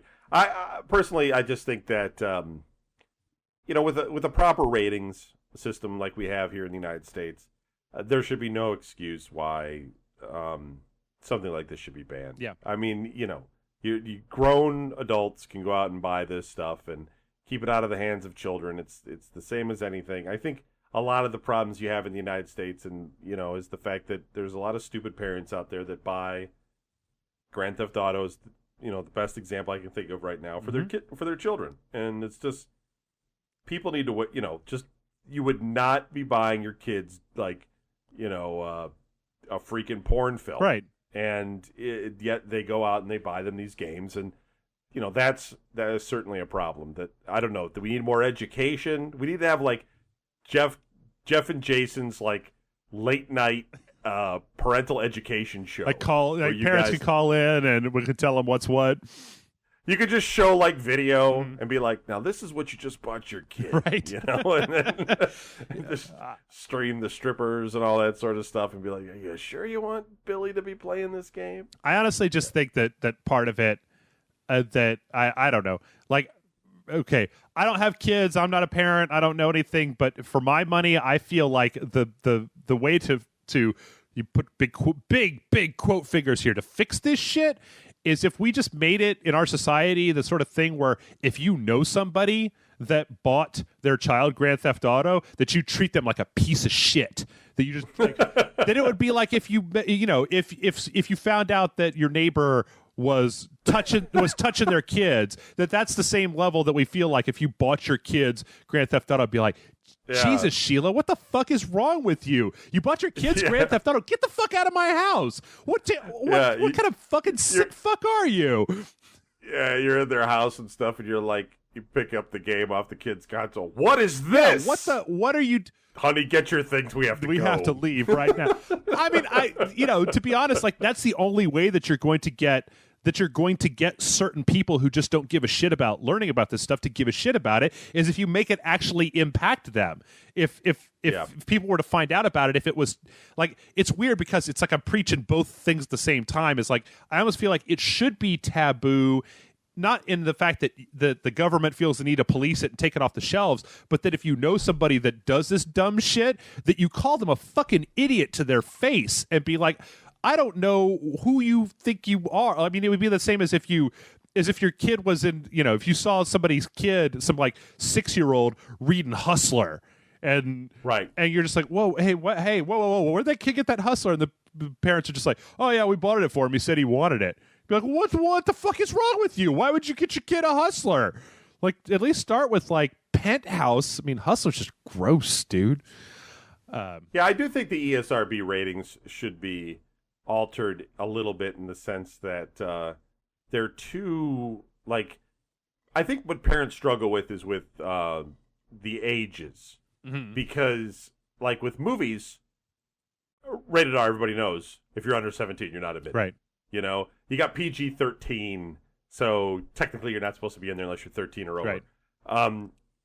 What does T for teen mean on a rating? Or we looked this up one time. We had a question about this where we looked it up, and it's weird because it's like, here, I'll look it up again. It's like T for teen is, 13 and up or something like that? And then, okay, T for teen is content is generally suitable for ages 13 and up, may contain violence, suggestive themes, crude humor, minimal blood, simulated gambling, and or infrequent use of strong language. But it's the crazy thing. We talked about this before. Is M for mature, it's basically you've got the PG-13, you've got your R rating, and then AO is essentially X, but the rating classification is you've got 13 and up, M for mature, 17 and up, AO, 18 and up. So there's just that 1 year difference on the label. But to be honest, most of the people that are stupid like this, they don't even look at that shit. They just say, no, it's true. But I just think that, like, the E for everyone and the T for teen is really confusing, I think, to parents. I don't like the E for everyone anyway. I know they made that one for like the super young kids or something like that, but it's like, it really should be more like your older kid is like, your average 11 or 12-year-old is far more like conscious than your like 5 and 6-year-old. You know what I mean? And I think that you have to give those kids a break, and I think parents want to, mm-hmm. and then they end up getting them like oh, my son. I mean, I know girls, and they're just like, well, my son's good, and he does good in school, so I just let him play these games, and I just think, I don't think that's what you want to do. There is there is an E10 plus rating, but that's that's okay. Kind of maybe that's like nothing is that, or whatever. It's just confusing. I don't know. Maybe I'm confused by it. It makes all the perfect sense in the world, but you just listed off like 5 ratings I never even heard of before. I think the thing could just be streamlined a little bit better. I think that if you just I think that you know what might totally work is if you basically just replaced this, of course, but then you'd have to deal with those assholes. Like if there was some way that you could just replace the rating categories for the ESRB with the movie rating system. G, PG, PG-13, R, X, double X. I mean, I don't know. Let me ask you this, Kevin. Have you ever encountered anything that's rated double X? It's just one X and then it's triple X. They just skip right over the 2 there. So yeah, I don't think triple X was actually a motion picture standard rating. I think that's what it is. It's like X is, but now it's like what, NC-17? Mm-hmm. Do they even rate things X anymore? I don't know. But you're right. I think that would make a lot more sense to parents. I think people are just growing up; they're with it. But I just think that parents wrongly assume that the adult games are just violent. Yeah. And since they figure, well, since violence is on TV and I let him watch these violent shows, I can let him play these violent games. And you kind of want to go to parents and be like, look, there's boobies. Yeah. There's boobies and there's swearing and it's like, it's worse than, Well, plus, would you let your... the idea of having a simulation of doing this violence and it being rewarded and having it being fun. Like, I'm not trying to make the thing that if you play a violent, I'm an adult. If I play a violent video game, I could tell reality from fiction. So I don't play Grand Theft Auto and then immediately go out and murder a bunch of people. But, Right. There's a certain point in your life where you... Well, and I think most kids don't. Yeah. I mean, I think most kids are good kids, and they're not going to do anything stupid or anything like that. It's just that we have this society that has some norms in it where we want, kids to grow up and not wonder if Nico's going to kill the hooker. I don't know. It's just it's one of those things. I don't know. I honestly think the entire thing, I don't know. I think it'll eventually straighten itself out. I just have to come firmly down on the side of I am in the camp of I am an adult who wants to play adult games with adult themes and adult violence and adult storylines. Right. And I don't want all of that taken away because some people can't fucking not buy not even it's not even a passive thing. They're actively purchasing these things for children. Like just because they can't keep themselves from just not giving a fuck. I don't know. Anyway. All right. Well, that's the politics side of it, because then the politicians come out and they go, these video games are horrible. And you got all these like soccer moms, best way I can call them, that sit there and go, yeah. And you're just like, look, you're the ones buying them for your kids. Yeah. Rockstar isn't sending your kids review copies of Grand Theft Auto 5 in the mail. You have to actively get them and give them to your children. Yeah. Maybe and sometimes you hear that like, oh, well, they're just going to play it over at Jimmy's house. I'm like, I don't know what it's like being a kid these days, but when I was a kid, like if my parents knew that there was porno going on over at Jimmy's house, they'd be like, I don't want you hanging out with that Jimmy kid after school. You come right home or you're going to be in trouble, mister. So anyway. Oh, all right. Let's move on to an easier question to answer. This one is from Patio. So the second one we've had from Patio. It says, Dear Jeff and Kevin, and this is not even about games. I like this question. It's about other stuff. Dear Jeff and Kevin, I'm much too self-conscious and anxious to have my person/voice recorded. The Rage Select Cruise seems very at ease with recorded and spontaneous performance. Is this natural, or was it something you had to work at? And during editing, were you ever overly critical hearing yourself on the playback? Personally, I would scrutinize it to the point of abandonment. Thank you so much for being so damn classy and awesome. All the best in the world, Patio. Kevin, I don't know if I've ever, it might have been a while, but I don't know if I've ever specifically asked you this. Do you ever go through the adjustment period of listening to yourself and going like, oh God, it sounds so terrible. It sounds so much better in my head with all the bass. No, I mean, we've talked about this before where I told you just to not overly over-edit it and just get it out, because otherwise you will sit there and tinker with it forever. But, I don't know. I mean, I've been doing this for so long, I'm a bit bulletproof to the whole idea of hearing myself. I don't really care, but I get what that guy's saying. And you know what? People are going to tell you that you suck, so just get used to it. Well, what I'll tell him is that for me, it took about 6 months. And what I would end up doing was that I would end up we have a person over here at Rage Select who does the editing of the audio for us. I feel like it's a much better system to have somebody who's not going to nitpick, somebody who has experience with it, who can put all that stuff together. Thank you very much to our editor who will be listening to this. You don't get enough credit. I don't know if you want your name out there, so I'm not going to say it on the podcast. She is awesome. Yes. But what I would end up doing is I would hand the audio over, and then later on I would go back and I would listen to the reviews or podcasts or things that we did later to make, a lot of times, just to when you talk so much on the course of a week, sometimes you forget everything that you said. So somebody will make a comment. You'll be like, what did I say again? You go back and listen to it. So it took me about 6 months. And at the end of about 6 months of listening to myself 3 or 4 days a week, I was finally to the point where I could hear my own voice on a recording and just be like, yeah, it's fine. And it didn't. Yeah, you sort of get to an acceptance with it in the sense that you're nervous because you haven't really revealed yourself to the world. But after you, like Jeff and I, and have been doing it for so long, it's out there now. I mean, it doesn't matter anymore. Yeah. Somebody could take everything we say and crop it all together and somehow make it sound like we were setting up an assassination plot for the president or something. Oh. It doesn't matter. The podcast that we've done over the years, you could make us say anything. Anything. Yeah, right. Especially with the amount of crazy swear words that we use. We'll never be able to run for public office. Totally sound like a couple of members of the IRA just planning all sorts of mayhem. But yeah, no, and you know what? You get used to it if you really want to do it. But that's not the hardest thing. I mean, the hardest thing of doing any of this is commitment to it. Yeah. You know, when you make a show or you make a couple shows with your friends, and then you do like a couple more, and then your friends start saying they can't make it over, and then you find that you'd rather be like sitting there playing a game than recording, and you've only got 7 listeners anyway.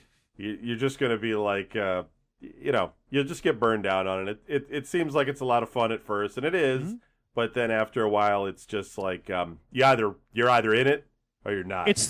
Most people aren't. It's the whole thing. It's the whole thing of. I mean, I think it's been a while since I've said this, but it's the whole thing of when you make your hobby your job. It's great because that's the thing that you love that you did in your spare time. The problem is that when you make anything your job, it's now your job. You got to do it.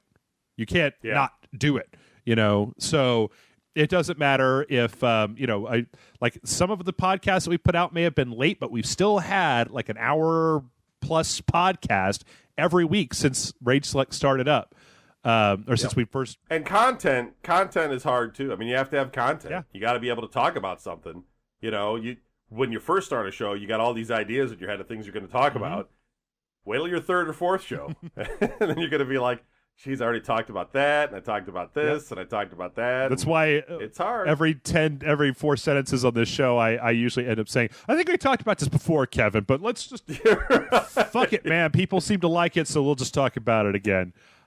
Sure. So yeah, Patty, just make a recording, like make all of the ringtones on your phone your own voice. I swear to God, in 6 months you will be like, yeah, it's just my voice. I don't care. I don't like looking at myself though. I don't like making videos of myself and putting them out. Really? I don't. I just. I mean, you know, maybe it's because I want myself to look like I did when I was 19 and not 41. But I just don't. I don't know. I don't know what it is. I'm not. I got a voice, or I got a face for radio or something. I don't know what it is, but I just really don't like looking at myself on video. Okay. Speaking of which, I'm gonna start doing a video show pretty soon. Oh, there you go. I'm gonna do a cooking show with your face actually. on it. So, yeah, I'm gonna be standing there. I'm gonna do this whole cooking show, like for on YouTube. For reals, like for for real. Yeah, cool. I'm gonna cook. Yeah, cool. It's gonna be totally stupid. It's because my mom left behind like thousands and thousands of recipes and all sorts of ridiculous ingredients that I don't know how to do anything with. So I'm just gonna do like they do on those shows, to put all the ingredients in little bowls and have the camera on, and then I'm just gonna like try and make it. I'm just gonna try. I'm gonna pick a crazy recipe or a crazy ingredient and try to make something out of it, and we'll all see if I'm successful or not. Kevin's Iron. Are you working up to Iron Chef, or I'm definitely no. This is going to not be an example of how to do anything properly. I don't know. There are some things in life I cannot cook. I have failed at miserably, and so I mean, I don't know. There's like a lot of Indian food and stuff. It's just weird. I like Indian food. Just things but I don't know how to make it. I mean, I got like Mung Dal and like I found this bottle of mustard oil. What am I going to do with mustard oil, man? I don't know. I got to look it up on the internet, and it's going to tell me something crazy like you got to mix this with couscous and I don't know. Dude, Kevin, it's like the way that you feel about that is the way that I feel about all of cooking. I look at a bottle. I bought some thyme at the store one time, and I was like, I don't know why I bought this. I don't know what the fuck I'm ever going to put this on. I don't know how to use it. I open it up and smell it. All right, that smells like an herb, but I don't know what to do with this to make something taste better or not taste. You know what? I use salt on everything.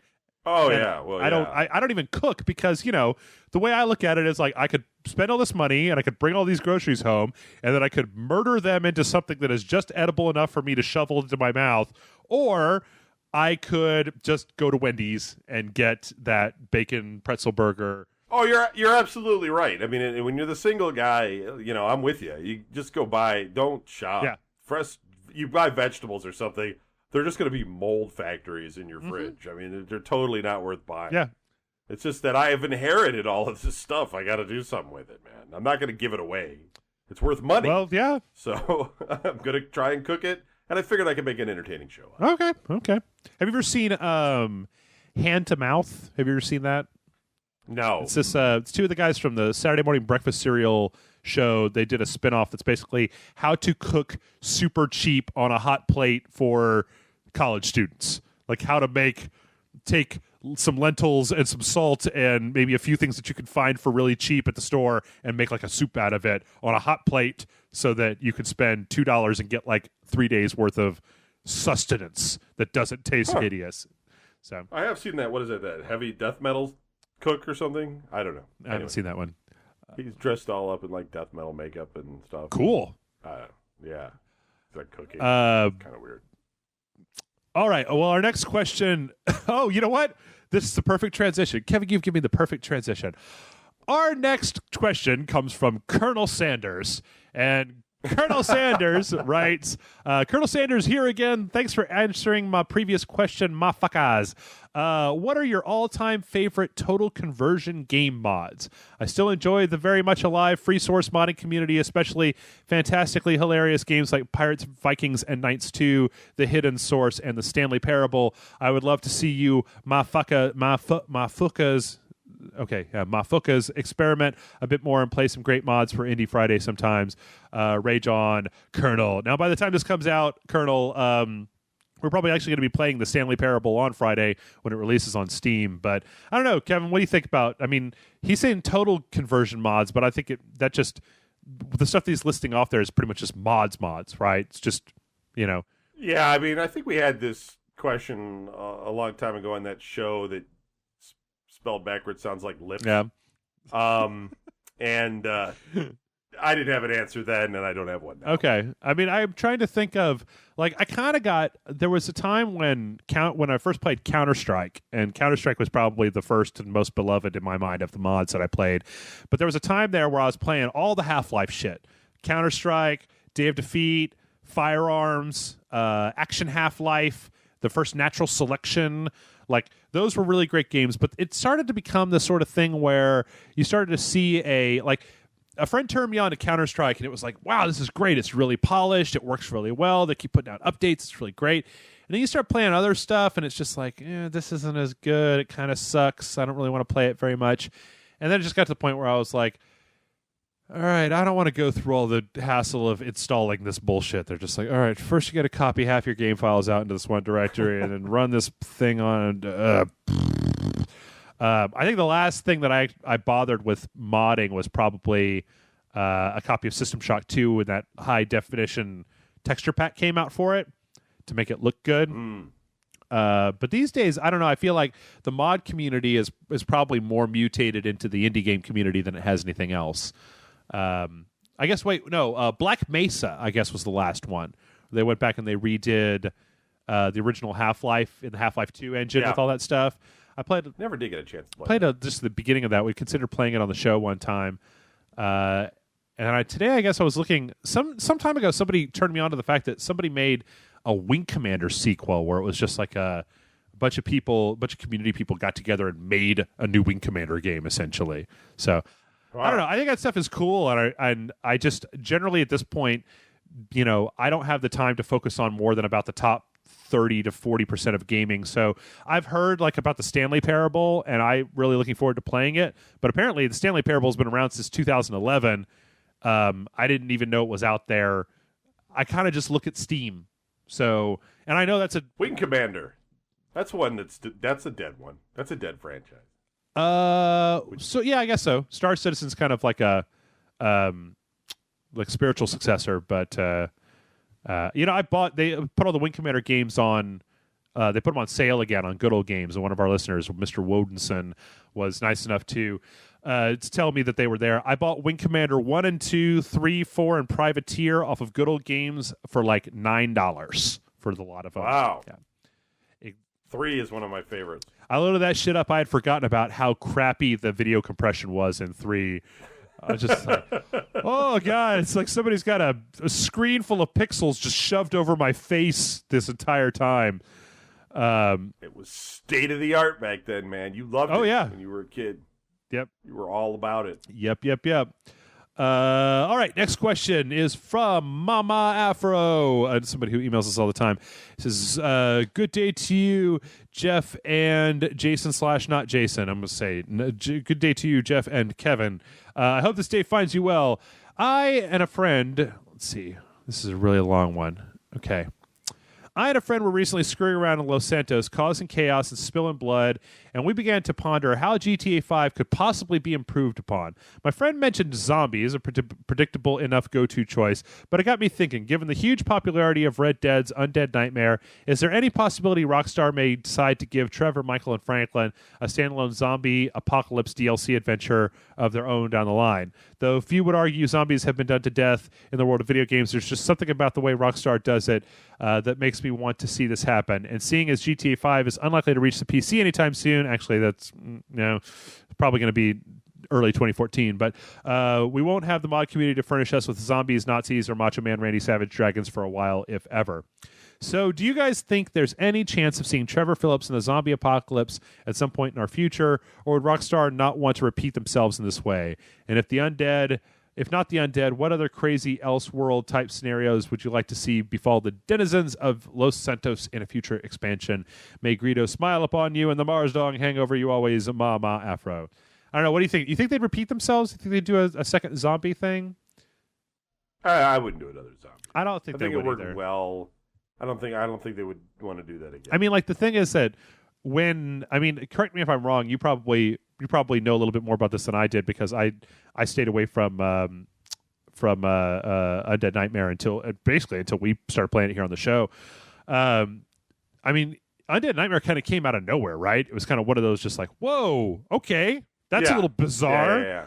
Yeah, but it was well received, and I don't know, but I think zombies are getting tired. I mean, they're good when they're good, but I just think being the go-to thing these days, it's just getting on my nerves a little bit. Well, what is that? There was there was something that I read just recently talking about how zombies are still going strong, or how they're more recognized than anything else out there, or still big money maker. Oh, it was the fact that the season premiere of The Walking Dead had some of the highest numbers ever seen on television, stuff like that. Yeah, but that's a good show. Good show gets good, But there's lots of bad examples. I'd like to see something where they, what if the Mayan calendar was right? Mm-hmm. That kind of thing. All these old Mayan gods come out of the ground and start smashing things with their clubs, and bunch of crazy Aztec warriors are shooting you with arrows. I don't know. Just mix it up a little bit. Whatever it is, I'd like it to be something that I can't see coming. Now for GTA 4, the DLC that they gave us, I thought it was great, and it was just kind of more of the crime noir story from a different perspective. So I don't know. Maybe we can get a spinoff where we play as Wade or whatever his name is. Or go back in time. Let us go Soviet Russia. Oh God! What if there was a giant DLC pack that installed the assets from L.A. Noire over Los Santos, and suddenly it was Grand Theft Auto L.A. Noire That would be surprising. That would be like, what?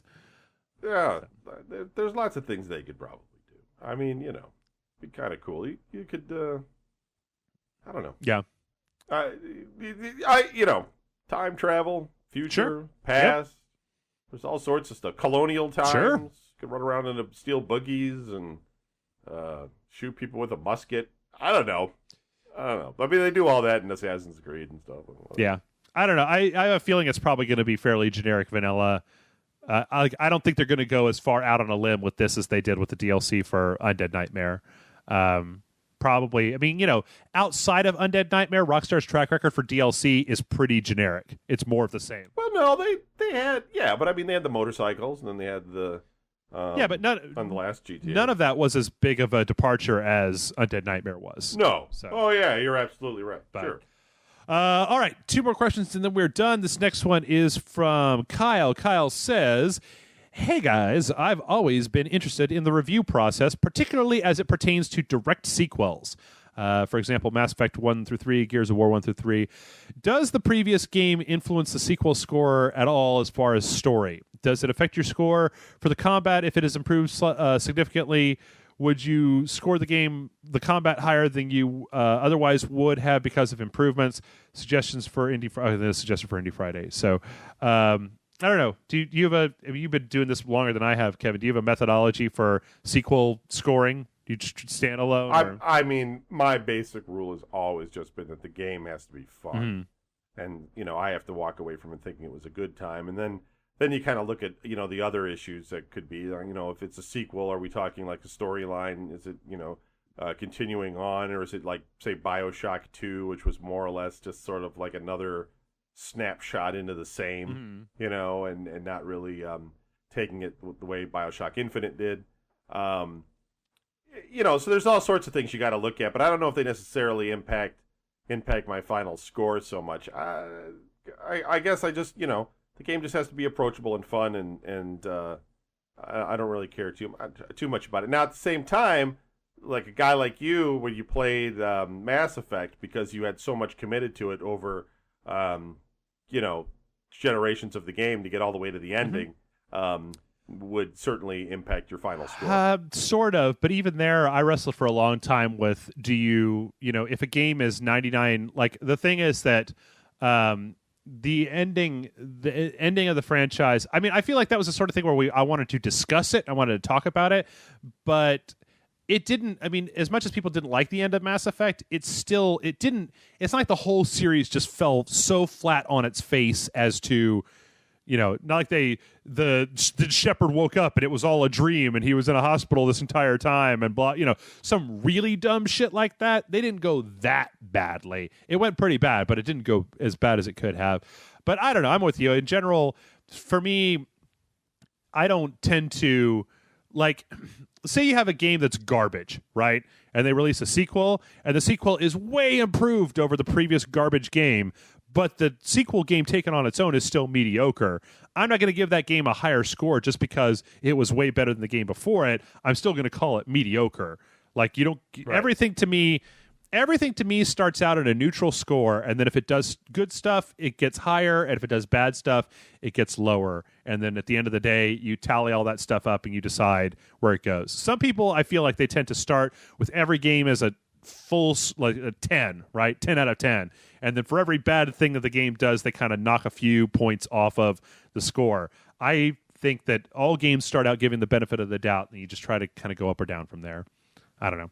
But sometimes it's hard to divorce yourself, like the infamous Max Payne, stuff, where if you like a franchise a lot and the sequel just veers off in a direction that you didn't especially like, we're all people. It's hard to just totally switch off. It's not got to turn into game review robot man when it's time to give a final score. So I don't know. Yeah. All right. One last question, then we're out of here. This is from Incorrect Reference. And Incorrect Reference says... he has 2 questions. One, the second one is an easy one, the answer. So, one, like with movies, video games are influenced by where their production studio is located. Are there any studios that you follow from countries not known for video game production for this reason? It's an interesting question. 2, if it is legal to talk about, is there a way to transfer my PSN purchased games from my PS3 to my PC so that I won't lose them when the PS4 comes out? Stay classy, incorrect reference. As far as number 2 goes, I don't think so. I mean, you could do a system backup to a hard drive or a USB stick, but you can't then play those games on a PC. They're going to have to be on a PS3 with a login. No. You could always back them up onto some kind of media and then keep that media in case you ever wanted to restore them. But for my money, I don't think that that's really going to be a serious issue for years down the line. But I don't know. How about that first question? Do you ever take a, you ever like, ooh, they're from Istanbul. I like the crazy shit that they do. Sometimes, I do think that in that sense, if we're talking about region of the world or whatever, there's certain people that like in Eastern Bloc countries that sometimes come up with interesting things. Like what was that one where you're in Chernobyl and Stalker? Yeah, yeah, interesting. Just an interesting angle on something like that I don't think we would have, gamers here would even have approached at the time. To make this thing about a whole reactor, because they're living in a certain place. Hopefully they're not an American team and I'm making a fool out of myself, but they're in a place where they have different news and different environment and they learn different things. I'm not sure that's where we're going with this question, but that's what I was thinking. No, I find let's see, this from GSC Game World, who is in the Ukraine. Yes. No, I feel like a lot of times I like that stuff, and I especially like the fact that we have a little bit easier access to that stuff now with services like Steam or direct downloads or stuff like that. And usually the Eastern European stuff, that also tends to be where I like to check some of that stuff out, because it tends to be a lot rougher around the edges. Like, it doesn't seem to be as polished, but they a lot of times are doing some crazy stuff. Like probably my favorite of the and I don't even know, do we count Japan in with this? Technically they're sure. Overseas developer, right? Yeah. But technically my recent favorite is CD Projekt Red from Poland. Guys that make The Witcher, because Witcher 2, as far as a branching storyline, RPG kind of action thing, that thing had so much. It's so many awesome things were going on in that game that you just don't see, and the game wasn't playing it safe. They had nudity and sex out the fucking wazoo, which you would never have seen in an American developed game. Yeah. And I was really happy that they managed to make it with Witcher 2, because they were taking a chance on stuff. I mean, if you think about everything we've learned about Japanese culture over the years, a lot of it has come out of video games. And I think that as other countries sort of build that industry in their own, we get a little bit of out of England, the UK, whatever you want to say. I don't know if their games have their own certain personality, but I guess if you think about it, they kind of do. But I think if you get more of these like countries that speak another language, so to speak, that are a little bit more, coming out of the Soviet Union, or maybe down in Australia or something, you're just going to get different environments. It's going to be more fun for everybody. It's going to be more interesting. I think the other big one, I mean, the one that people sometimes tend to forget is foreign as well, as Ubisoft. It was based in France. Right. Absolutely. And what was the one I just got done? Quantic Dream. They make those games, and they're also in France, which, it's weird because sometimes you get these games, like especially Quantic Dream likes to put out games like Heavy Rain and then Beyond Two Souls, where they're making like a story. They have a story set in America, but you can tell that this is Europeans pretending or their version of what they think America is like. Because everything is just a little weird. Like they have an apartment where everything is just a little bit strange looking. You're like, that chair doesn't look quite how chairs look in the United States. So, I don't know. I like the fact that the other day I was thinking about the fact that we live in a time where we really have a lot of access to stuff made all over the world. So, great. Yeah, and I think it's also, this maybe sounds progressive or something, but I think instead of fighting wars, if we're all just playing games together, it's a great thing. Just worldwide, if we're all just, if I learn about France through video games and not because we killed everybody over there or to take their country. I don't know. But I'm just saying it's world peace and all that. If we can all do it through gaming, that would be an amazing accomplishment. Absolutely. Holy shit. I just found out something weird. Did you know that Good Old Games is owned by CD Projekt Red? No. Yeah, GOG.com is a wholly owned subsidiary of CD Projekt Red, and they're based in Larnaca, Cyprus. I think Greece? Wow, well, there you go. Turkey. One more reason to support them. Turkey? Turkish. Greece? Well, Cyprus is kind of, isn't that whole, yeah. It's an island. Isn't that okay, whole, right. It's a conflict island or something. I'm sorry, I'm American. I don't know where anything is. I'm like, fuck it. It's not Delaware. I don't fucking know where it is. And you know what? That's all we got. That's all the questions that I have. So, folks, we need questions in order to have this show. Send them to mail@rageselect.com. I keep saying I'm going to put the link in there. I really need to do it this time. Tell us a story. Mm-hmm. No, don't tell us a story. Give us the highlights of your story. Give it. Yeah. Make it in a paragraph. Make it short. 3 tweets or shorter. That's it. That's all you got. Just use. Tell us, especially if you're young, tell us if your parents ever banned you from a video game and you were pissed or something. Yeah. Like, tell us if you've got good parents or if your parents weren't so good and they let you just play whatever you wanted. Jeff and I are taking a poll. We want to know. We want to know how that was handled in your house. I would like more evidence for my theory about children being the worst. So if you screamed and cried like in a Toys R Us or something to get your parents to buy you that game that they shouldn't have been buying you, I want to know about that shit. What's the most terrible thing? I mean, you're an adult now. What tactics did you use to get your way? You're a teenager now. Who gives a shit what you did when you were 6? What was the Did you poop on the floor? Did you punch another kid in the store? Did you hit your mom with a toy or say that she molested you? I want to know what terrible things you did when you were a child. Also, you can send us questions about video games if you want to, but not limited to. Kevin will answer all of your cooking questions with his new show. Do you have a name for your show yet, Kevin? Not yet. No, it's still on the drawing board. I've got too much going on in my life at the moment. It's my fallback plan, but it is going to happen. How about Sage Select? Soon. I like it. I could use your time. I could say like cooking time, but I could put THYME. Yeah. That's weak. I don't think I'm going to do that. But yeah. Cooking like Kevin. Cooking Kevy. Cooking Kevin. No, that would be like Cannibals. Yeah. That's a show I would watch. Pot.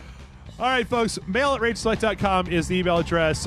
Thanks for listening, and we'll see you back again in a week with another email show.